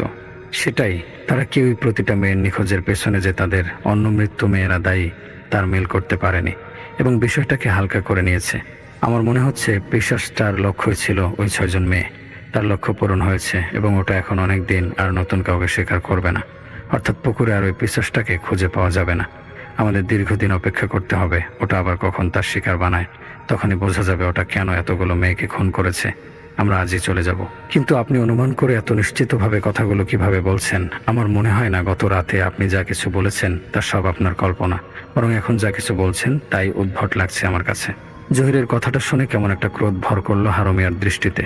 এক মুহূর্তের জন্য জহিরের মনে হলো তার সামনে মাতবর নয়, অন্য কেউ দাঁড়িয়ে রয়েছে। ধীরে ধীরে পিছিয়ে যেতে লাগলো হারুমিয়ার পুকুরের দিকে। বিস্ময়ের সীমা রইল না জহিরের। ওস্তাদের মুখে কেমন একটা করুর পৈশাচিক হাসি। এখন ভোর, মিনিটে মিনিটে প্রকৃতি আলোকিত হয়ে ওঠার কথা, কিন্তু সেকেন্ডে সেকেন্ডে পুরো চারপাশটা আধারে ডুবে গেল। আকাশ থেকে বিচ্ছুরিত সামান্য আলো ছাড়া আর কিছুই নেই। মানে এখনো আধার রাত্রি, তার মানে এই সমস্ত কিছুই তার মায়া ছিল। অন্ধকার পানিতে ঝাঁপিয়ে পড়ল হারুমিয়া। একই মুহূর্তে পানির নিচে তলিয়ে গেলেন তিনি। চোখ কপালে উঠে এলো জহিরের দৃশ্যটা দেখে। পানি ফুঁড়ে উঠে এসেছে 6 জন কিশোরী মেয়ে। জহিরের দিকে তাকিয়ে খিলখিল করে হাসছে, পা জমে গেছে তার। এর মধ্যেই দেখলো মেয়েগুলোর পেছনে আরেকটা মাথা উঠে এসেছে। এই জগতের কোনো প্রাণ ওটা নয় যেন, ওটার চোখই বলে দিচ্ছে এটাকে এই ওস্তাদ পানির নিচে ডুব দিয়ে দেখেছিলেন। একটা হাতকে শুধু পানি থেকে উপরে উঠতে দেখলো সে। কি বিভৎস দেখতে তা! হারুমি আতঙ্কে ধরফর করে ঘুম থেকে উঠলেন। তার মনে হলো এতক্ষণ যেন তার বুকের উপর ভারী কিছু চেপে বসেছিল। বাইরে তাকিয়ে দেখলো এখন অনেক রাত। মেঝেতে বিছানা করে ঘুমিয়েছিল জহির। সেখানে ওকে দেখতে না পেয়ে খোলা দরজার দিকে চোখ গেল তার। অশুভ এক আশঙ্কায় বুক কেঁপে উঠল। ভালো করে জহিরের শোয়ার জায়গায় চোখ বোলাতেই আশঙ্কার কারণটা অনুভব করতে পারলেন। ছড়িয়ে ছিটিয়ে পড়ে আছে সেখানে রশিদের রক্ষা কবচগুলো। সজ্ঞানে ও এগুলো খুলবে না কখনোই। দ্রুত ঘর থেকে বেরিয়ে এলেন তিনি। ওই তো জহির অনেকটা দূরে চলে গেছে। এত রাতে দ্রুত হেঁটে কোথায় যাচ্ছে সে? দ্রুত হেঁটে তাকে অনুসরণ করতে লাগলেন বুড়োতান্ত্রিক। যতই দ্রুত হাঁটছেন নাগাল পাচ্ছেন না ওর। হারুমিয়ার বিস্ময় নিয়েই জহিরের পিছু নিয়েছিলেন। এত রাতে কোথায় চলেছে ছেলেটা? তার রক্ষা কবচগুলো খোলে। চাঁদের মিহি আলো, মধ্যরাতে স্নিগ্ধ বাতাস, গাছ ঢাকাই পথ, শুনশান নীরবতার মধ্যে দিয়েও যেন এক আতঙ্কের আভাস দিচ্ছে, তন্দ্রাচ্ছন্নের মতো। এগিয়ে যাচ্ছে এখনো জহির। ভারী কণ্ঠে তাকে কয়েকবার ডেকেও সাড়া পাননি হারুমিয়া। অথচ জহির অতটাও দূরে নয় যে তার ডাক শুনবে না। আবার তিনি যত দ্রুত জহিরের দিকে এগোচ্ছে তত সে বেশি দূরে সরে যাচ্ছে। চিন্তার গাঢ় ছায়া পড়েছে বুড়োতান্ত্রিকের মনে। তার গায়েও কোনো রক্ষা কবচ নেই। তাড়াহুড়ো করে বের হওয়ায় পড়া হয়নি। কি একটা যেন তার অজানায় ঘটে চলেছে। থমকে দাঁড়ালেন তিনি। হঠাৎ করে হাঁটা থামিয়ে থমকে দাঁড়িয়েছে জহির। ঘুরে তাকালো বুড়োতান্ত্রিকের দিকে। দূর থেকে দেখেও স্পষ্ট বোঝা যাচ্ছে কিছু একটা অস্বাভাবিকতা রয়েছে জহিরের চেহারায়। এ যেন ভেলকি। সামান্য সময়ের মধ্যে জহিরের চেহারা বদলে হয়ে গেল একটা কিশোরী মেয়ের শরীর। শূন্য থেকে যেন মেয়েটার পাশে উদয় হলো আরো 5 জন কিশোরী। এরা যে কারা তা চিনতে সময় লাগলো না তান্ত্রিকের। তার মনে এতক্ষণ তিনি জহিরকে নয় অনুসরণ করেছিলেন ভয়ঙ্কর সেই পিশাচটার সৃষ্টি করা ভ্রমকে। তার মনে খটকা লাগছিল আগে থেকেই। তিনি কি কোনো ফাঁদে পড়েছেন? জহির কোথায়? সেও নিশ্চয়ই ভ্রমের শিকার হয়েছে। তাদের দুজনের যদি কোনো ক্ষতি করে ওটা, তাহলে ওটার দ্বারা অসম্ভব আর কিছু নেই। এটার ভ্রম সৃষ্টি এবং সম্মোহনী ক্ষমতা অনুভব করে রশিদকে বলেছিল তাদের এই গ্রাম ছেড়ে চলে যাওয়া উচিত। এমন আরো কয়েকজন তান্ত্রিককে খবর দেওয়া দরকার, যাতে তাদের কোনো ক্ষতি হলেও আফসারপুরের মানুষদের ওই পিচাসটার হাত থেকে রক্ষা করতে আসে। ওটার লক্ষ্য শুধু 6 জন মেয়ে নয়, আরো বড় কিছু, তা তিনি অনুমান করতে পেরেছিলেন। কিন্তু আর যাওয়া হলো না বুঝি। 6টি মেয়ে মুচকি মুচকি হাসছে একে অপরের দিকে তাকিয়ে। বুড়োতান্ত্রিক খেয়াল করলেন প্রাচীন সেই পুকুরটার দিকে ভ্রমটা তাকে টেনে এনেছে। আর 2 মিনিট হাঁটলেই হয়তো ওটার পারে পৌঁছে যাবেন তিনি। কিন্তু মেয়েগুলো তাকে পুরো স্বাধীন করে দিয়ে রাস্তার পাশের কয়েক সারি গাছের ফাঁকা অংশ দিয়ে অন্য পথ ধরল। এটা পুকুরের দিকে যায় না। এই প্রথম এতটা দিশেহারা অনুভব করলেন হারুমিয়া। তিনি কি মেম্বার বাড়িতে ফিরে গিয়ে জহির আছে কিনা খোঁজ করবেন, নাকি পুকুর পাড়ে যাবেন, নাকি অনুসরণ করবেন কিশোরী দলটাকে? কিশোরীর দল না বলে ভ্রম বলা যায় ওদেরকে, কিন্তু ওটাই সবচেয়ে বেশি টানছে তাকে। এ যেন ভ্রমটা তাকে পথ বেছে নেওয়ার স্বাধীনতা দিয়ে তার চোখের সামনে কেবল একটি সুন্দর পথ খুলে সেদিকে তাকে চলতে ত্বরান্বিত করছে। মেয়েগুলোর পিছুই নিলেন তিনি। ওরা হাঁটছে আর বারবার আর চোখে বুড়োতান্ত্রিকের দিকে তাকিয়ে মুচকি মুচকি হাসছে। হাসিটা যেন তার বুকে আঘাত করছে। বিশেষ করে ওদের চোখগুলোর দিকে তাকাতেই শরীর ঝাড়া দিয়ে ওঠে যেন। কিছু মন্ত্র উচ্চারণ করতে চাইছে তার মনের ঘুমন্ত দিক, কিন্তু জিহ্বা সাহায্য করছে না। পা দুটো শুধু চলছে সামনের দিকে। কোথায় নিয়ে যাচ্ছে ওরা তাকে? একই মেয়েগুলো কোথায় গেল? তিনি উত্তেজিত হয়ে এদিক সেদিক তাকাতে লাগলেন। না, পুরোই শূন্যে মিলে গেছে। মুহূর্তে যেন তার মধ্যে সমস্ত চেতনা ফিরে এলো। কেন তিনি ভয় পাচ্ছেন? কেন ওটাকে নিজের মনকে নিয়ন্ত্রণ করতে দিচ্ছেন? ছুটতে লাগলেন তিনি সামনের দিকে। তিনি যেই পথ ধরে ছুটে এসেছেন সেই পথ ধরে কোনোভাবে পুকুরের কাছে তার পৌঁছানোর কথা না, কিন্তু তিনি স্পষ্ট তার সামনে পুকুরটাকে দেখতে পাচ্ছেন। পুকুরের উল্টো পাশে তিনি আধা অন্ধকারেও একটা লোককে দাঁড়িয়ে থাকতে দেখতে পাচ্ছেন। জহির। পুকুরের পানিতে জহিরের দিকে মুখ ফিরে সেই 6টি মেয়ে ভেসে রয়েছে। হারুমিয়া দৃষ্টি আটকে গেল মেয়েগুলোর পেছনে দাঁড়িয়ে থাকা সেই অদ্ভুত আকৃতির অবয়বটার দিকে। স্বয়ং শয়তান যেন দাঁড়িয়ে আছে, মহাবিপদ অপেক্ষা করছে জহিরের ভাগ্যে। চিৎকার করে জহিরকে ডাকতে যাবেন, হঠাৎ পেছনে কারো অস্তিত্ব অনুভব করলেন। শরীর মুচড়ে উঠল তার। 6টা মেয়ে দাঁড়িয়ে আছে তার থেকে বড়জোর 5 ফুট দূরে। ভন করে ঘুরে পুকুরের দিকে তাকালেন আবার। সেখানেও 6টি মেয়ে ওই শয়তানটার সাথে রয়েছে। মানে 12টি মেয়ে কি করে হলো? তবে মেয়েগুলো আর হাসছে না, কেমন করুণ মুখ করে তার দিকে তাকিয়ে আছে। শুধু ওদের চোখগুলোর দিকে তাকাতেই আতঙ্কের শিহরণ অনুভব করলেন তিনি। মেয়েগুলো একসাথে তাদের বাম হাত তুলে বুড়োতান্ত্রিকের পায়ের দিকে নির্দেশ করলো। হারুমিয়ার অজানা ভয় নিয়ে নিজের পায়ের দিকে তাকালেন। গতরাতে পানির নিচে তলিয়ে গিয়েছিল যে রক্ষা কবচগুলো, ওগুলো তার পায়ের কাছে পড়ে আছে। কি করে? ওরা কি তাকে সাহায্য করতে চাইছে? ভাববার সময় নেই। দ্রুত ওগুলো নিজের শরীরে জড়িয়ে নিয়ে চেঁচাতে চেঁচাতে লাফিয়ে পড়লেন তিনি পুকুরে। জহির অনুভব করলো তার শরীরে কোনো রক্ষা কবচ নেই। মন্ত্র উচ্চারণ করার জন্য জিহ্বা নড়াতে রাজি নয়। পাও জেদ ধরেছে, একটু এদিক সেদিক যাবে না। সেই কুৎসিত হাতটা এগিয়ে আসছে ওটার শরীরকে দূরে রেখেই বাহু প্রসারিত করে। মেয়েগুলো যেন তাকে চিবিয়ে খাবার জন্য দাঁত কটমট করছে। কি আছে ওই চোখগুলোতে? একটা শক্ত হাত চেপে ধরলো তার পা। শেষ বুঝি সব। এমন সময় একটা পরিচিত কণ্ঠের চিৎকার ধ্বনি শুনে কলজে লাফিয়ে উঠল তার। উস্তাদ! পুকুরের ওপার থেকে লাফিয়ে পড়ল পুকুরের কেউ। ওই তো সাঁতরে এদিকে আসছে। হ্যাঁ, তার বুড়োতান্ত্রিকই। শক্ত হাতটা ছেড়ে দিল তার পা। মেয়েগুলোর হাসিও থেমে গেল। ডুব দিল একসাথে তারা পানিতে। সেই জন্তুটার মুখ শুধু ঘুরে গেছে হারুমিয়ার দিকে। নিঃশব্দে ওঠায় ডুব মারল পানিতে। বুড়োতান্ত্রিক সাঁতরে এগিয়ে আসছে। ওরা যে তান্ত্রিককে দেখে ভয় পেয়ে পালিয়ে যায়নি তা স্পষ্ট বুঝতে পারল জহির। গভীর রাতে এই পুকুরের সমস্ত রাজত্বই শয়তান পিশাচটার। ওস্তাদের কপালে ভয়ানক খারাপ কিছু ঘটতে চলেছে। আর কিছু ভাববার নেই। যেসব মন্ত্র উপকরণ ছাড়া শরীর রক্ষা করার নিয়ম শিখেছিল সব আওড়ালো কয়েক মুহূর্তে। এরপর ঝাঁপিয়ে পড়ল পুকুরে সেও। মেঘ চাঁদকে ঢেকে নিয়ে নিজের অলিখিত সীমানা দখল করে নিল সেই মুহূর্তে। পুরো চারপাশ অন্ধকারের গহ্বরে হারিয়ে গেল। শুধু দুজন লোকের সাঁতার কাটার শব্দ শোনা যাচ্ছে। তাদের চিৎকার আর কথাগুলো স্পষ্ট।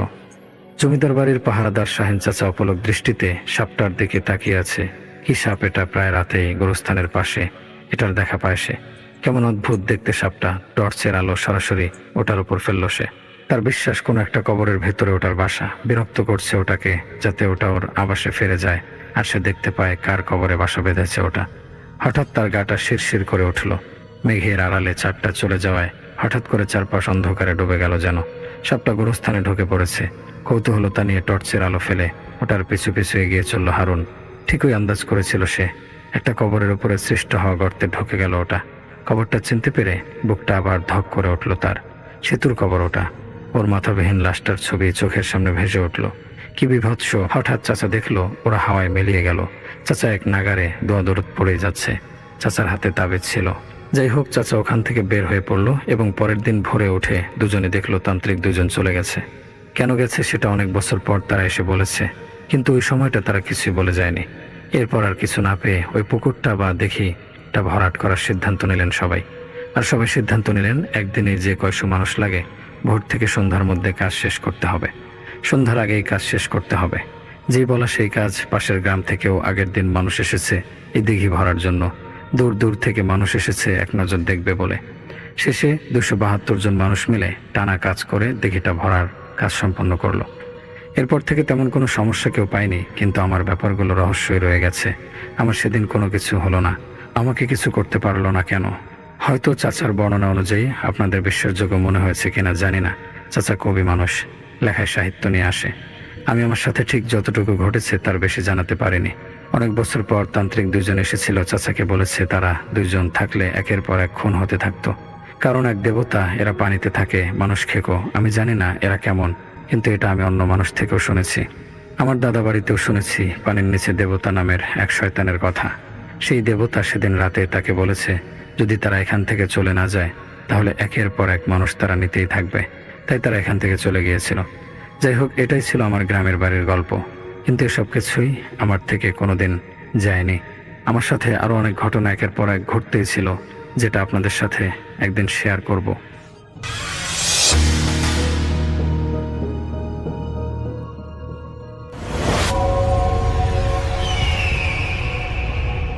তাই এখন শুরু করছি একটি ঘটনা। যিনি পাঠিয়েছেন তিনি মার্জিয়া মেহেজাবিন। উনি যে ঘটনাগুলো লিখেছেন সেটা তার নিজের মায়ের মুখে শোনা। তখন তারা তেজগাঁর বাসিন্দা। তার বয়স তখন মাত্র কয়েকদিন ছিল। তিনি ছিলেন মল্লিক। মল্লিকের অনেক মায়েরা বাচ্চাদেরকে এই ধরনের নাম নিয়ে কথা বলতেন মল্লিক। মল্লিক বলতে তার আগে তার মায়ের আরো একজন সন্তান যিনি নষ্ট হয়ে গিয়েছিল, এবং এরকম পরবর্তী বাচ্চাটাকে নাকি মল্লিক বলা হয়। আর তাছাড়া তিনি ছিলেন 7 মাসের একজন অপুষ্ট বাচ্চা। জন্মের পর তার চোখও নাকি ফোটেনি। বেশ কিছুদিন নাকি তাকে ইনকিউবেটরে রাখা হয়েছিল। তো যেদিনের ঘটনা সেদিন তার আব্বু কাজের সুবাদে ঢাকার বাইরে ছিল। যেহেতু তিনি তার বাবা চাচাদের মধ্যে প্রথম কন্যা সন্তান এবং 7 মাসে পেটে থাকতে হয়ে গিয়েছিল, তাই তার আব্বু তার আম্মুকে নানু বাড়ি যেতে দেননি।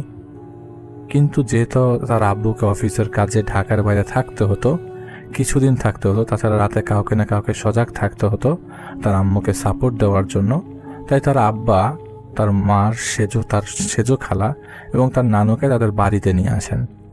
তার বয়স তখন কয়েকদিন ছিল আর কি। গ্রীষ্মকাল তখন প্রচণ্ড গরম, আর গরম থাকায় তার আম্মু তাকে নিয়ে খাটে ঘুমাতো, আর তার খালামণি ও নানু ফ্লোরিং করে নিচে ঘুমাতো। রাত তখন আনুমানিক 3টা বা তার বেশি কিছু সময়। সবাই তখন ঘুমেছিল। ঘুমানোর এক পর্যায়ে নাকি টিনের চালে মর্মর একটা শব্দ পাওয়া যাচ্ছিল। এই মর্মর শব্দে তার মার ঘুম ভেঙে যায়। তাদের তখন বাসাটা ছিল সেমি পাকা ঘর, মানে নিচে ফ্লোর করা, চারপাশে দেয়াল আর উপরে টিনের চাল। তাদের বাড়িতে টোটাল 7টা ঘর ছিল। 2তে তারা থাকতো আর 5টা রুম ভাড়া দেয়া ছিল।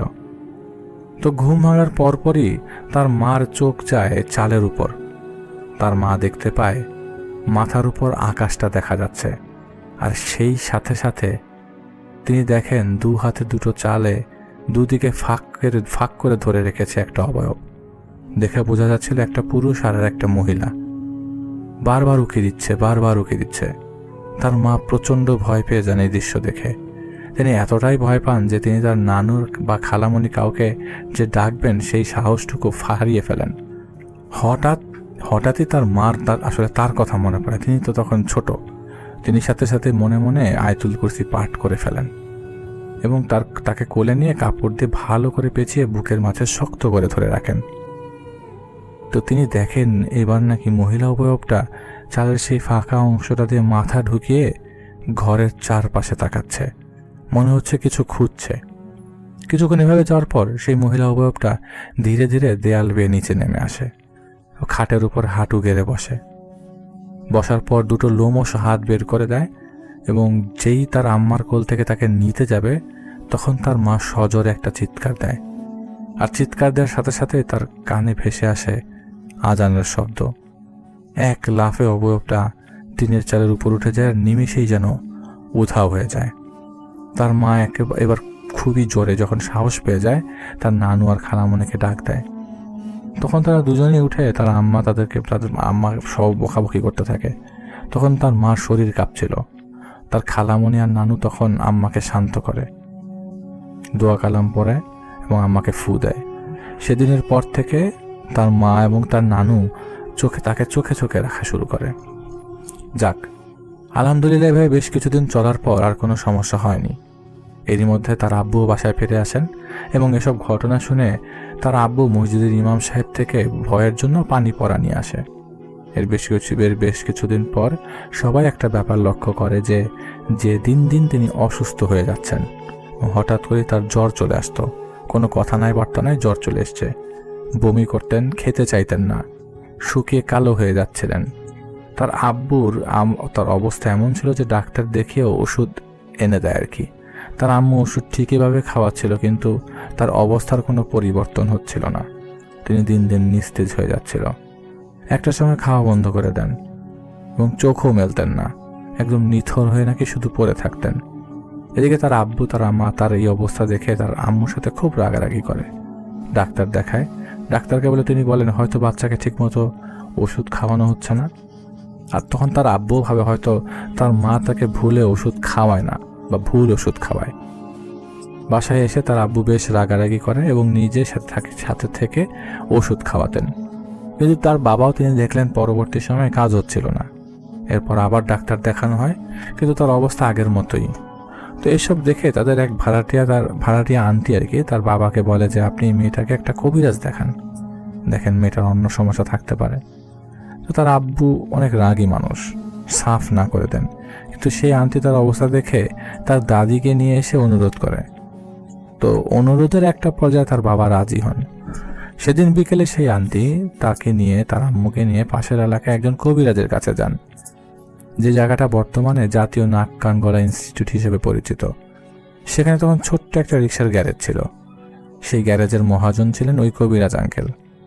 তো সেখানে যাবার পর তিনি তাকে কোলে তুলে নেন এবং কোলে নিয়েই তার আম্মুকে বলেন যে মেয়েটার তো শেষ করে নিয়ে আসছেন আপনারা কি মানুষ? এটুকু বাচ্চাকে যার তার কাছে দিয়ে দেন কেমনে আপনারা? তো তার মার তাকে তার আম্মুর কোলে ফিরিয়ে দিয়ে বলেন, যা নিয়ে যান আপনার বাচ্চা, আমি কিছু করতে পারবো না। তো একটু রাগ দেখালে তার আম্মা কান্না করে দেন, বলে দেখেন ভাই, আপনি তো আমার ভাইয়ের মতো, দয়া করে একটু দেখেন যদি কিছু করা যায়, আল্লাহর ওয়াস্তে আমাদেরকে একটু সাহায্য করেন, আমার একটাই মেয়ে। তো এইসব বলে রিকোয়েস্ট করেন, প্রচুর জোরে জবরদস্তি করেন। একটা পর্যায়ে তার অবস্থা আসলেই খারাপ ছিল। তো অনুরোধের এক পর্যায়ে সেই আঙ্কেল রাজি হন, সেই কবিরাজ আঙ্কেল। তিনি আবারও তাকে কোলে তুলে নেন এবং কিছু ঝাড়ফুঁক এবং 1 বোতল পানি আর সরিষার তেল পরা দেন, আর বলে দেন এগুলোকে 7 দিন ফলো করতে, এবং তাকে দিয়ে দেন। এভাবে 1 দিন 2 দিন ঝাড়ফুঁক করে, তৃতীয় দিন ঝাড়ফুঁক শেষ করে যেদিন তার আম্মা তাকে নিয়ে বাসায় ফিরছিল, তখন এতদিন পর নাকি তার মার কাঁধে মাথা রাখা অবস্থায় তার তোয়ালের ফাঁকা দিয়ে মাথাটা বের করে গাড়ির শব্দ পেয়ে সে এদিক ওদিক তাকাচ্ছিলেন, মাথা নাড়াচাড়া করছিলেন, তার মার দিকে তাকাচ্ছিলেন। তার মা খুব খুশি হয়েছিল যে অনেক দিন পর বাচ্চাটা চোখ মেলল। তো সেদিন যখন তিনি ঘটনা বলছিলেন, তখনও তার মায়ের সেই খুশিটা প্রকাশ পাচ্ছিল। তো ঝাড়ফুঁকের 7 দিন পর আল্লাহর রহমতে তিনি পুরোপুরি সুস্থ হন, এবং সেদিন ঝাড়ানোর জন্য তার আম্মার সাথে তার আব্বু কবিরাজ আঙ্কেলের কাছে যান। এবং সেদিন তার আব্বু আম্মুকে বলেন যে আব্বুকে একজন মহিলা পছন্দ করেন, এবং আব্বু এটা জানার পর সেই মহিলাকে ফিরিয়ে দেন। পরে রাগের বশবর্তী হয়ে সেই মহিলা কোনোভাবে তাদের এক ভাড়াটিয়ার মাধ্যমে নখ এবং চুল কালেক্ট করে নেন এবং সেগুলোকে দিয়ে তাদের পরিবারকে বান মারার চেষ্টা করেন। 21 দিনের মেয়াদের বান, যার মধ্যে অলরেডি 14 দিন পার হয়ে গেছিল। কিন্তু আল্লাহর রহমতে সেই লোকের উসিলায় তিনি এই বিপদ থেকে উদ্ধার হন। এটাই ছিল একটা 100% সত্য ঘটনা, মার্জিয়া মেহজাবিন আপু পাঠিয়েছেন। আমরা ঘটনা এখানেই শেষ করছি না, আমরা আরেকটা ঘটনা আপনাদেরকে শোনাবো, ভোলার চর ফ্যাশন এলাকার একটি ঘটনা। তো জহির যিনি ঘটনা পাঠিয়েছেন তার নাম হচ্ছে জহির, এবং ভোলার চর ফ্যাশন নামের কোনো একটা গ্রামে তিনি বসবাস করতেন। জহিরের পরিবার বলতে তার বাবা এবং বাবার দ্বিতীয় স্ত্রী অর্থাৎ তার সৎ মা পরিবার ভিতরে ছিলেন।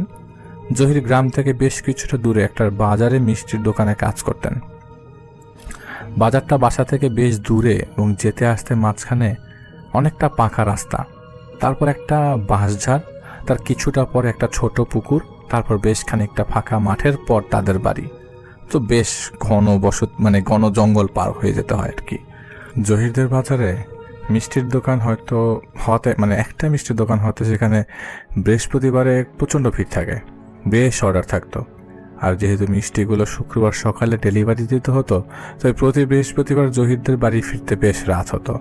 তো এমন এক বৃহস্পতিবার রাতে কাজ শেষ করে জহির বাড়ি ফিরছিল। হাঁটতে হাঁটতে জহির যখন পাকা রাস্তা শেষ করে বাঁশঝাড়ের কাছে আসে, তখনই জহির দেখতে পায় বাঁশঝাড়ের নিচে সাদা কাফনে মোড়ানো একটা বড় লাশ পড়ে আছে। লাশটা আনুমানিকভাবে বেশ বড়, বাঁশঝাড়ের রাস্তার বেশ প্রশস্ত থাকায় লাশটার মাথা দেখা যাচ্ছিল না। এতটাই বড় ছিল লাশটা, জহির ভয় পেয়ে যায়, তার হাত পা ঠান্ডার অবশ হয়ে আসে। তো ইতোমধ্যে লাশটা ধীরে ধীরে ওর সামনেই নড়তে শুরু করে। এক সময় লাশটা উঠে দাঁড়ায় এবং কাফনের কাপড়টা মুখ থেকে সরে বেশ খানিকটা নিচু হয়ে জহিরের মুখের কাছে চলে আসে। জহির দেখে সেই লাশটার মুখ একেবারে গলা পর্যন্ত পচে গিয়ে গলে গলে পড়ছে, যেমনটা মোম গলে গলে পড়ে ঠিক সেরকম। চোখের কোটর দুটো একদম ফাঁকা, কিচ্ছু নেই। সেখানে দুটো গর্ত ছাড়া আর কিছুটাই দেখা যাচ্ছিল না, আর এতটাই বাজে গন্ধ আসছিল যে ভয় আর গন্ধে জহিরের দম বন্ধ হয়ে যাওয়ার মতো অবস্থা। অনেক চেষ্টা করেও দোয়া পড়তে পারছিল না জহির। এদিকে লাশটা শুধুই হেসে যাচ্ছিল, কিছু বলছিল না। এভাবে কতক্ষণ সময় পার হয়েছে জহির জানতেন না।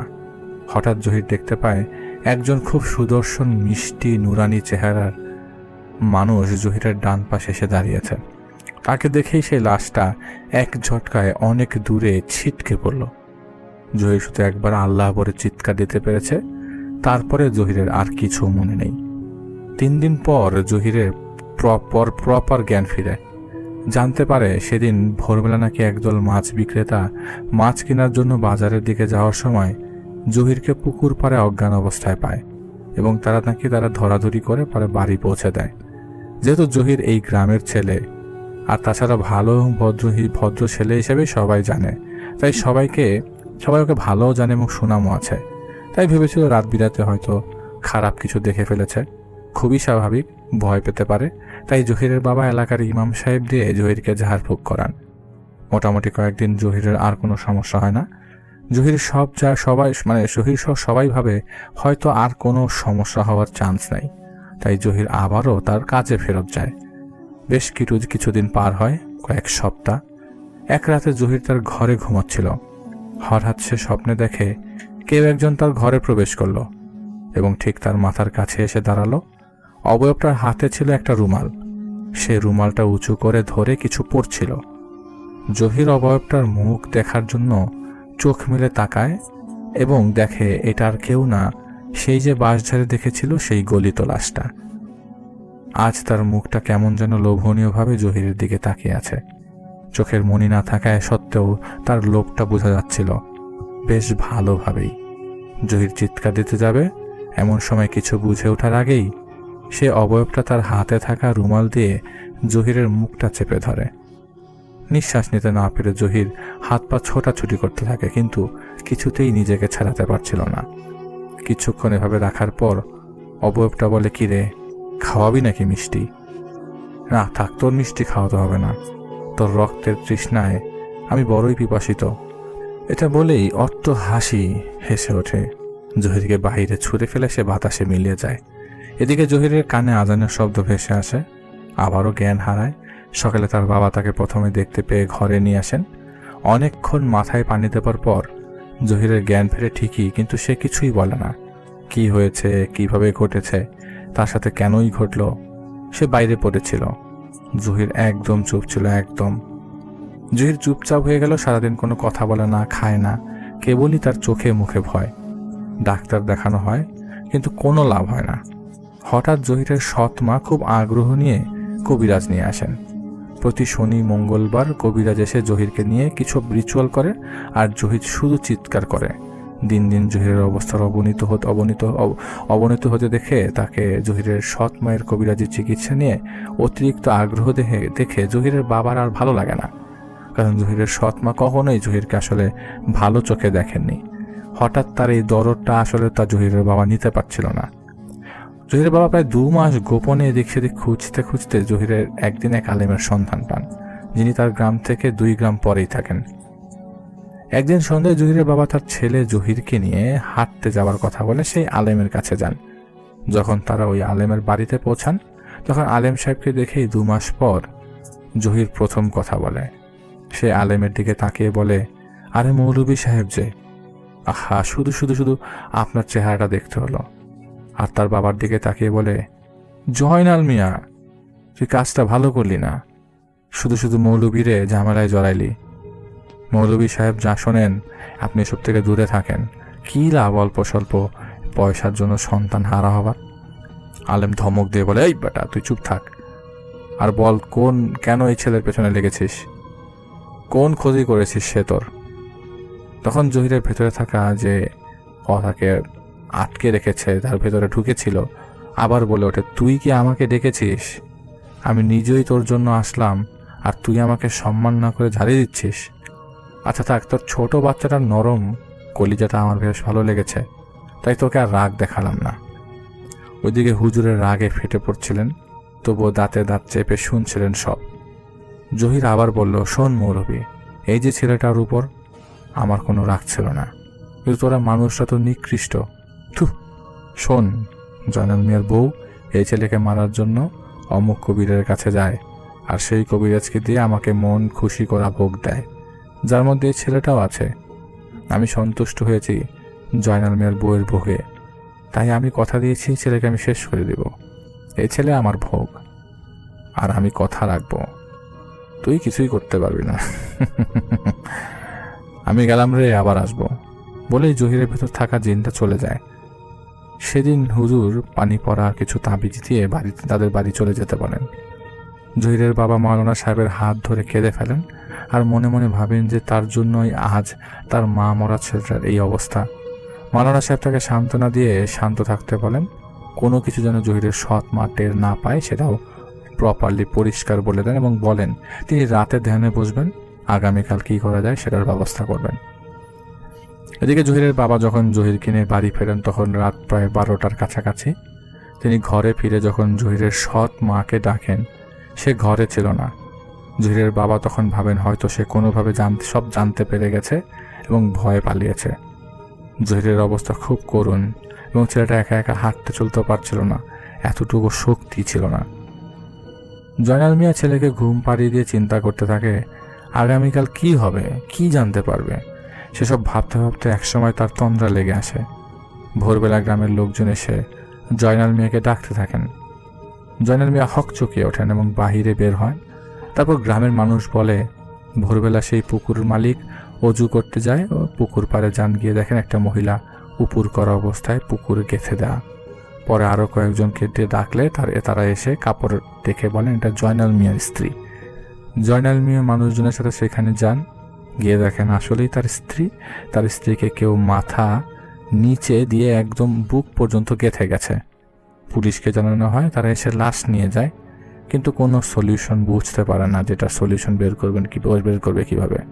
তবে যখন লাশটা কাদা থেকে বের করা হয় তখন দেখা যায় লাশের মুখের ভেতর একটা পুঁটলি ঢুকিয়ে দেয়া, আর দুই গালে অসম্ভব বড় দুটি হাতের ছাপ ছিল, যেমন কাউকে থাপ্পড় দিলে দাগ পড়ে যায় ঠিক সেরকম। পুলিশ সেই পুঁটলিটা ফেলে গিয়েছিল, কেন ফেলে গিয়েছিল তারও কোনো কারণ জানা যায়নি। যাই হোক, সেদিন বিকেলে আলেম সাহেব নিজেই জহিরদের বাড়িতে আসেন এবং তিনি এসে বলেন যে জহিরের সাথে খুব খারাপ কিছু করা হয়ে গেছে, তাছাড়া এমন বাজেভাবে ছেলেটাকে কালো জাদু করা হয়েছে যে এখন জহিরকে বাঁচানো মুশকিল, আর জহির যে পর্যায়ে আছে সেখান থেকে তিনি কিছু করতে পারবেন না। এই কথা শুনে জহিরের বাবা কান্নায় ভেঙে পড়েন এবং আলেম সাহেবকে পুঁটলির কথা বলেন। আলেম সাহেব পুঁটলিটা হাতে নিয়ে কিছুক্ষণ তদবির করার পর পুঁটলিটা খোলেন এবং দেখেন পুঁটলির ভেতর একটা রুমাল, যার 4টা কোনাই কাটা, তার ভেতর কিছু মাটি, নখ, চুল, কিছু শুকনো মাংস, তবে কিসের মাংস তিনি বলেননি, এবং একটা তাবিজ যা ছিল সম্পূর্ণ রক্তে ভেজা। আশ্চর্যের বিষয় হলো এতটা সময় কাদা মাটি পানির নিচে থাকার পরও খোলার পর পুঁটলিটার ভেতরে কিছুতে 1 ফোঁটা পানিতে ভেজা নেই, আর কাদা মাটির ছিটে ফোঁটাও লাগেনি, সেগুলো 1 ফোঁটাও কাদা মাটি লাগেনি সেগুলোর গায়ে। তো কবিরাজ জহিরকে ঝাড়ফুঁক করে সেদিন পুঁটলিটা নিয়ে চলে যান। 2 দিন পর হঠাৎ জহিরকে খুঁজে পাওয়া যাচ্ছিল না। সারাদিন খোঁজার পর না পেয়ে সবাই যখন বাড়ি ফিরছিল তখন সেই বাঁশঝাড়ের ভেতর পাওয়া যায় জহিরের ক্ষতবিক্ষত লাশ দেখে মনে হয়েছিল যে কোনো হিংস্র প্রাণী খুবলে নিয়ে খেয়েছে। জহিরের কলিজাটার চোখ উপড়ে ফেলা হয়েছে, বুকের পাঁজরটা থেতলে দেওয়া ছিল, শরীরের বিভিন্ন স্থানে বড় বড় আঁচড়ের দাগ, আঁচড়ে উঠে যাওয়া চামড়া, মাছি ভনভন করছিল সেইটির উপরে। এসব দেখে জহিরের বাবা পাগল প্রায় অবস্থা। পুলিশ এসে জহিরের লাশ নিয়ে যায়, পোস্টমর্টেম শেষ করে 2 দিন পর লাশ ফেরত দিয়ে যায়, লাশ দাফন সম্পন্ন করা হয়। এরপর থেকে অনেকেই জহিরকে দেখতে পেত বাড়ির আশেপাশে, কখনো কান্নারত অবস্থায়। পরে আলেম সাহেবের মাধ্যমে জানা যায় জহিরকে সেই জিনি মেরে ফেলেছে যাকে তার সৎ মা কবিরাজ দ্বারা জহিরের উপর চালান করেছিল। আর জহির যখন মিষ্টির দোকানে কাজ করত তখন এক বুজুর্গ জিন সেই দোকানে মিষ্টি কিনতে আসতেন এবং জহিরের আচরণ তাকে বেশ পছন্দ করতেন। জহির যেদিন প্রথম বাঁশঝাড়ে লাশ দেখেছিল সেদিনই জহিরকে মেরে ফেলতো এই শয়তান, কিন্তু ওই বুজুর্গ জিনটার কারণে আসলে মারতে পারে নাই। তিনি অনেক দিন দূরে থাকার কারণে জহিরের খোঁজ নিতে পারেননি। যখন খোঁজ নিতে আসেন তিনি বুঝতে পারেন জহিরের উপর আরো বড় বড় ভয়ঙ্কর কালো জাদু করা হয়ে গেছে, করেছে তার সৎ মা। তাই তিনি রাগে ক্ষোভে জহিরের সৎ মাকে মেরে ফেলেন এবং সেই জাদু করা পুটলিটা তুলে ফেলেন নষ্ট করার জন্য। কিন্তু নষ্ট করার পর তিনি বুঝতে পারেন জহির ততদিনের ভেতর থেকে শেষ হয়ে গেছে, তাকে আর কিছু করা সম্ভব না। তো এটাই ছিল জহিরের পরিণতি, এবং মার্জিয়া মেহজাবিন আপুকে তার ঘটনার জন্য অনেক অনেক ধন্যবাদ।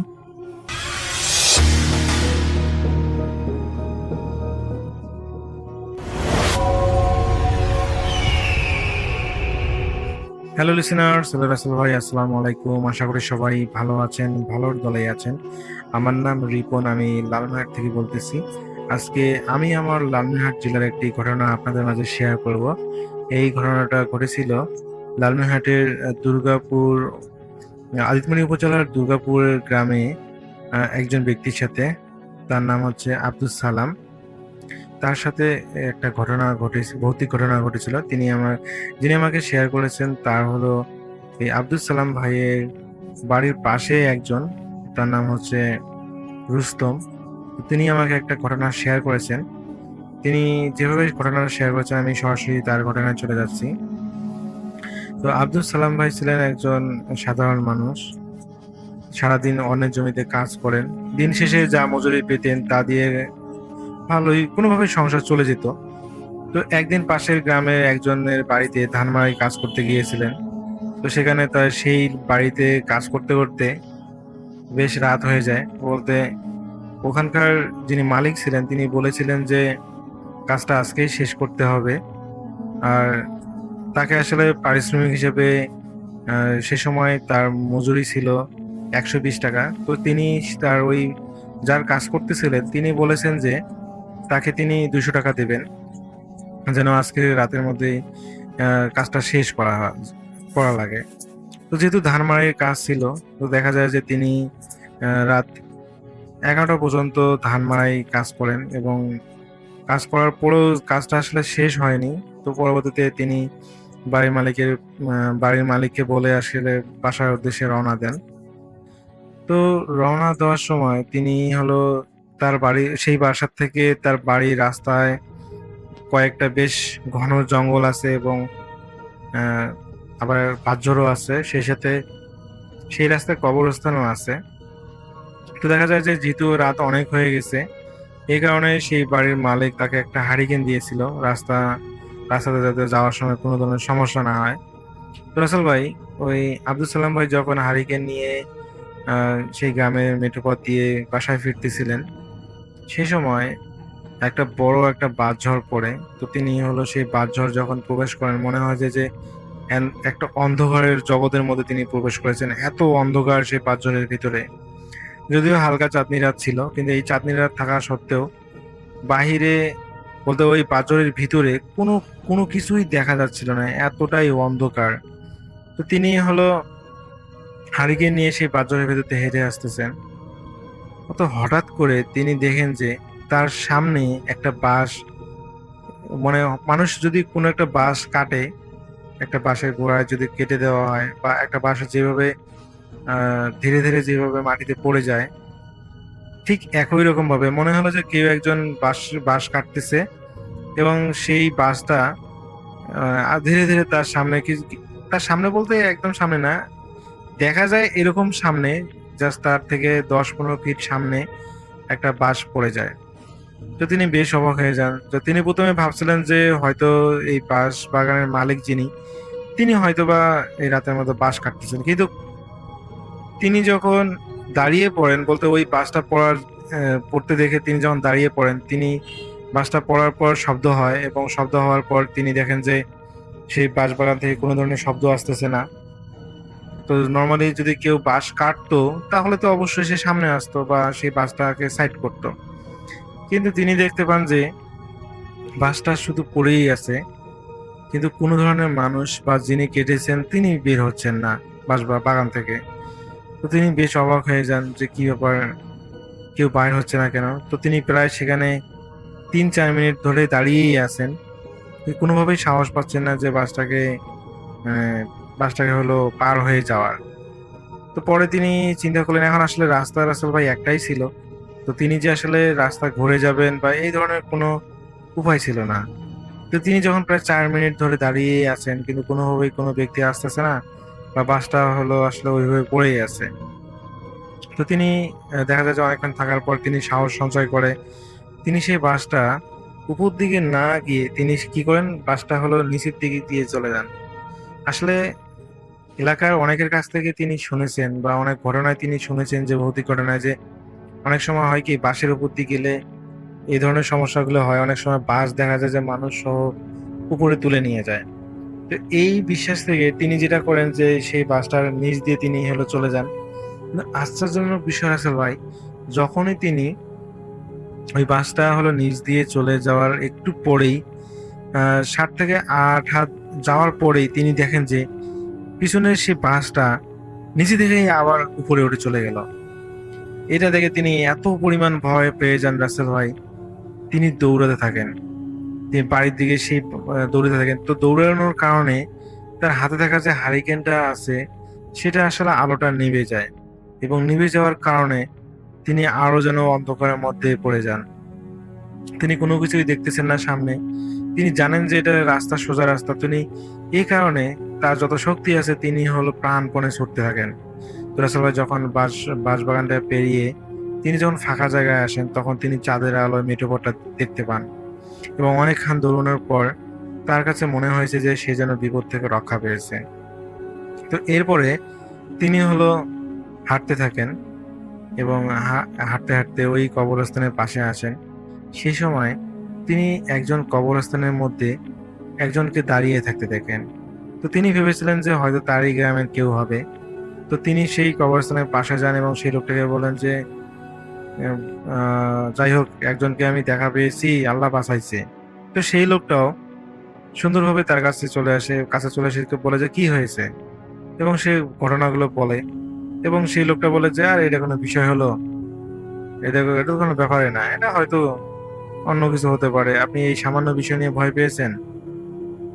রাসেল ভাই এতক্ষণ আসলে ওই অন্ধকারের কারণে সেই লোকটাকে আব্দুল সালাম ভাই দেখতে পাচ্ছিলেন না। তো যখনই ওই আব্দুল সালাম ভাই ওই লোকটার কাছাকাছি আসার পর মানে যখন তিনি স্পষ্টভাবে মানে একটু চাঁদের আলো যতটুকু দেখা যায় তিনি দেখতে পান যে এই লোকটা তার পরিচিত কোনো লোক নয়, এটা তো একটা অপরিচিত লোক।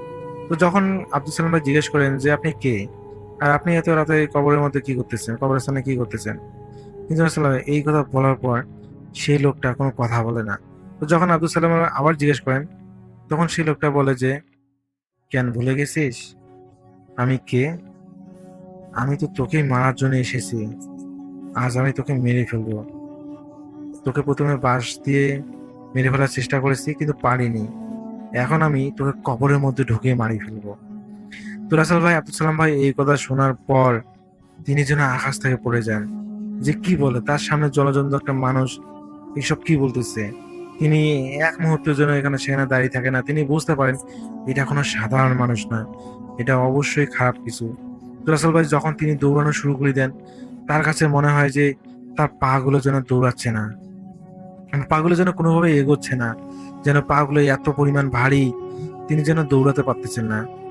তো ঠিক তার পিছনে তিনি যখন লক্ষ্য করেন তিনি দেখতে পান সেই লোকটা তার পিছনে পিছনে দৌড়ে চলে আসতেছে। রাসেল ভাই এটা দেখে তিনি এত পরিমাণ ভয় পেয়ে যান এবং দৌড়াতে দৌড়াতে বাড়ির সামনে এসে তিনি জ্ঞান হারিয়ে ফেলেন। তো বাড়ির সামনে এসে যখন তিনি পড়ে যান তো বাড়ির লোকজন বুঝতে পারেন যে কেউ একজন আসলে বাড়ির উঠানে কেউ একজন পড়ে গিয়েছে। তো যখন আসলে বাড়ির ভিতর থেকে ওনার আব্দুল সালাম ভাই, ওনার স্ত্রী এবং ওনার সন্তানরা বাইরে এসে দেখেন যে আব্দুল সালাম ভাই আসলে মাটিতে অজ্ঞান হয়ে পড়ে আছেন।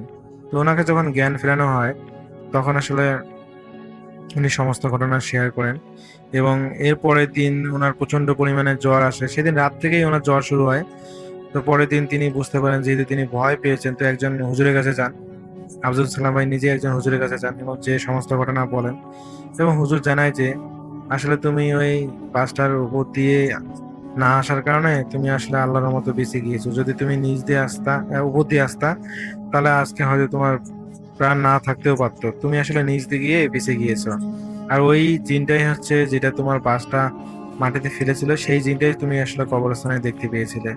তো এরপর আসল ভাই সেই হুজুর ওনাকে পানি পড়া দেন এবং বলেন যে আসলে এত রাতে একা না আসতে। তো রাসেল ভাই এরপর থেকে উনি আসলে যদিও রাতে আসতেন কিন্তু কখনোই অনেক রাত করে হলেও তিনি কাউকে না কাউকে সাথে নিয়ে আসতেন এবং পরবর্তীতে ওনার সাথে আর কোনো ধরনের ঘটনা ঘটেনি।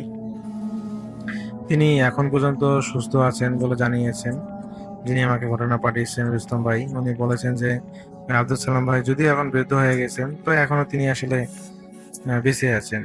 তো এটাই ছিল রাসেল ভাই আমাদের লালমিয়াটের দুর্গাপুরের একটি ঘটনা। আমি চেষ্টা করেছি রুস্তম ভাই যেভাবে আমার কাছে শেয়ার করেছেন আমি সেভাবে আপনার কাছে শেয়ার করতে। যদি ঘটনার মধ্যে কোনো ভুল ত্রুটি হয়ে থাকলে সবাই ক্ষমা সুন্দর দৃষ্টিতে দেখবেন। সবাই ভালো থাকবেন, সুস্থ থাকবেন এই প্রত্যাশায়। আল্লাহ হাফেজ।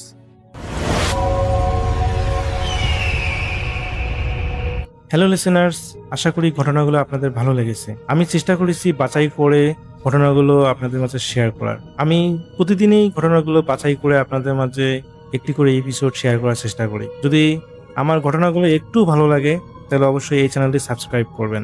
আর আপনারা কোথা থেকে এই ঘটনাগুলো শুনতেছেন যদি আপনাদের ঠিকানাগুলো জানান তাহলে আমি অনেক কৃতজ্ঞ হব। তাহলে আমি বুঝতে পারবো যে আপনারা কোথা থেকে শুনতেছেন।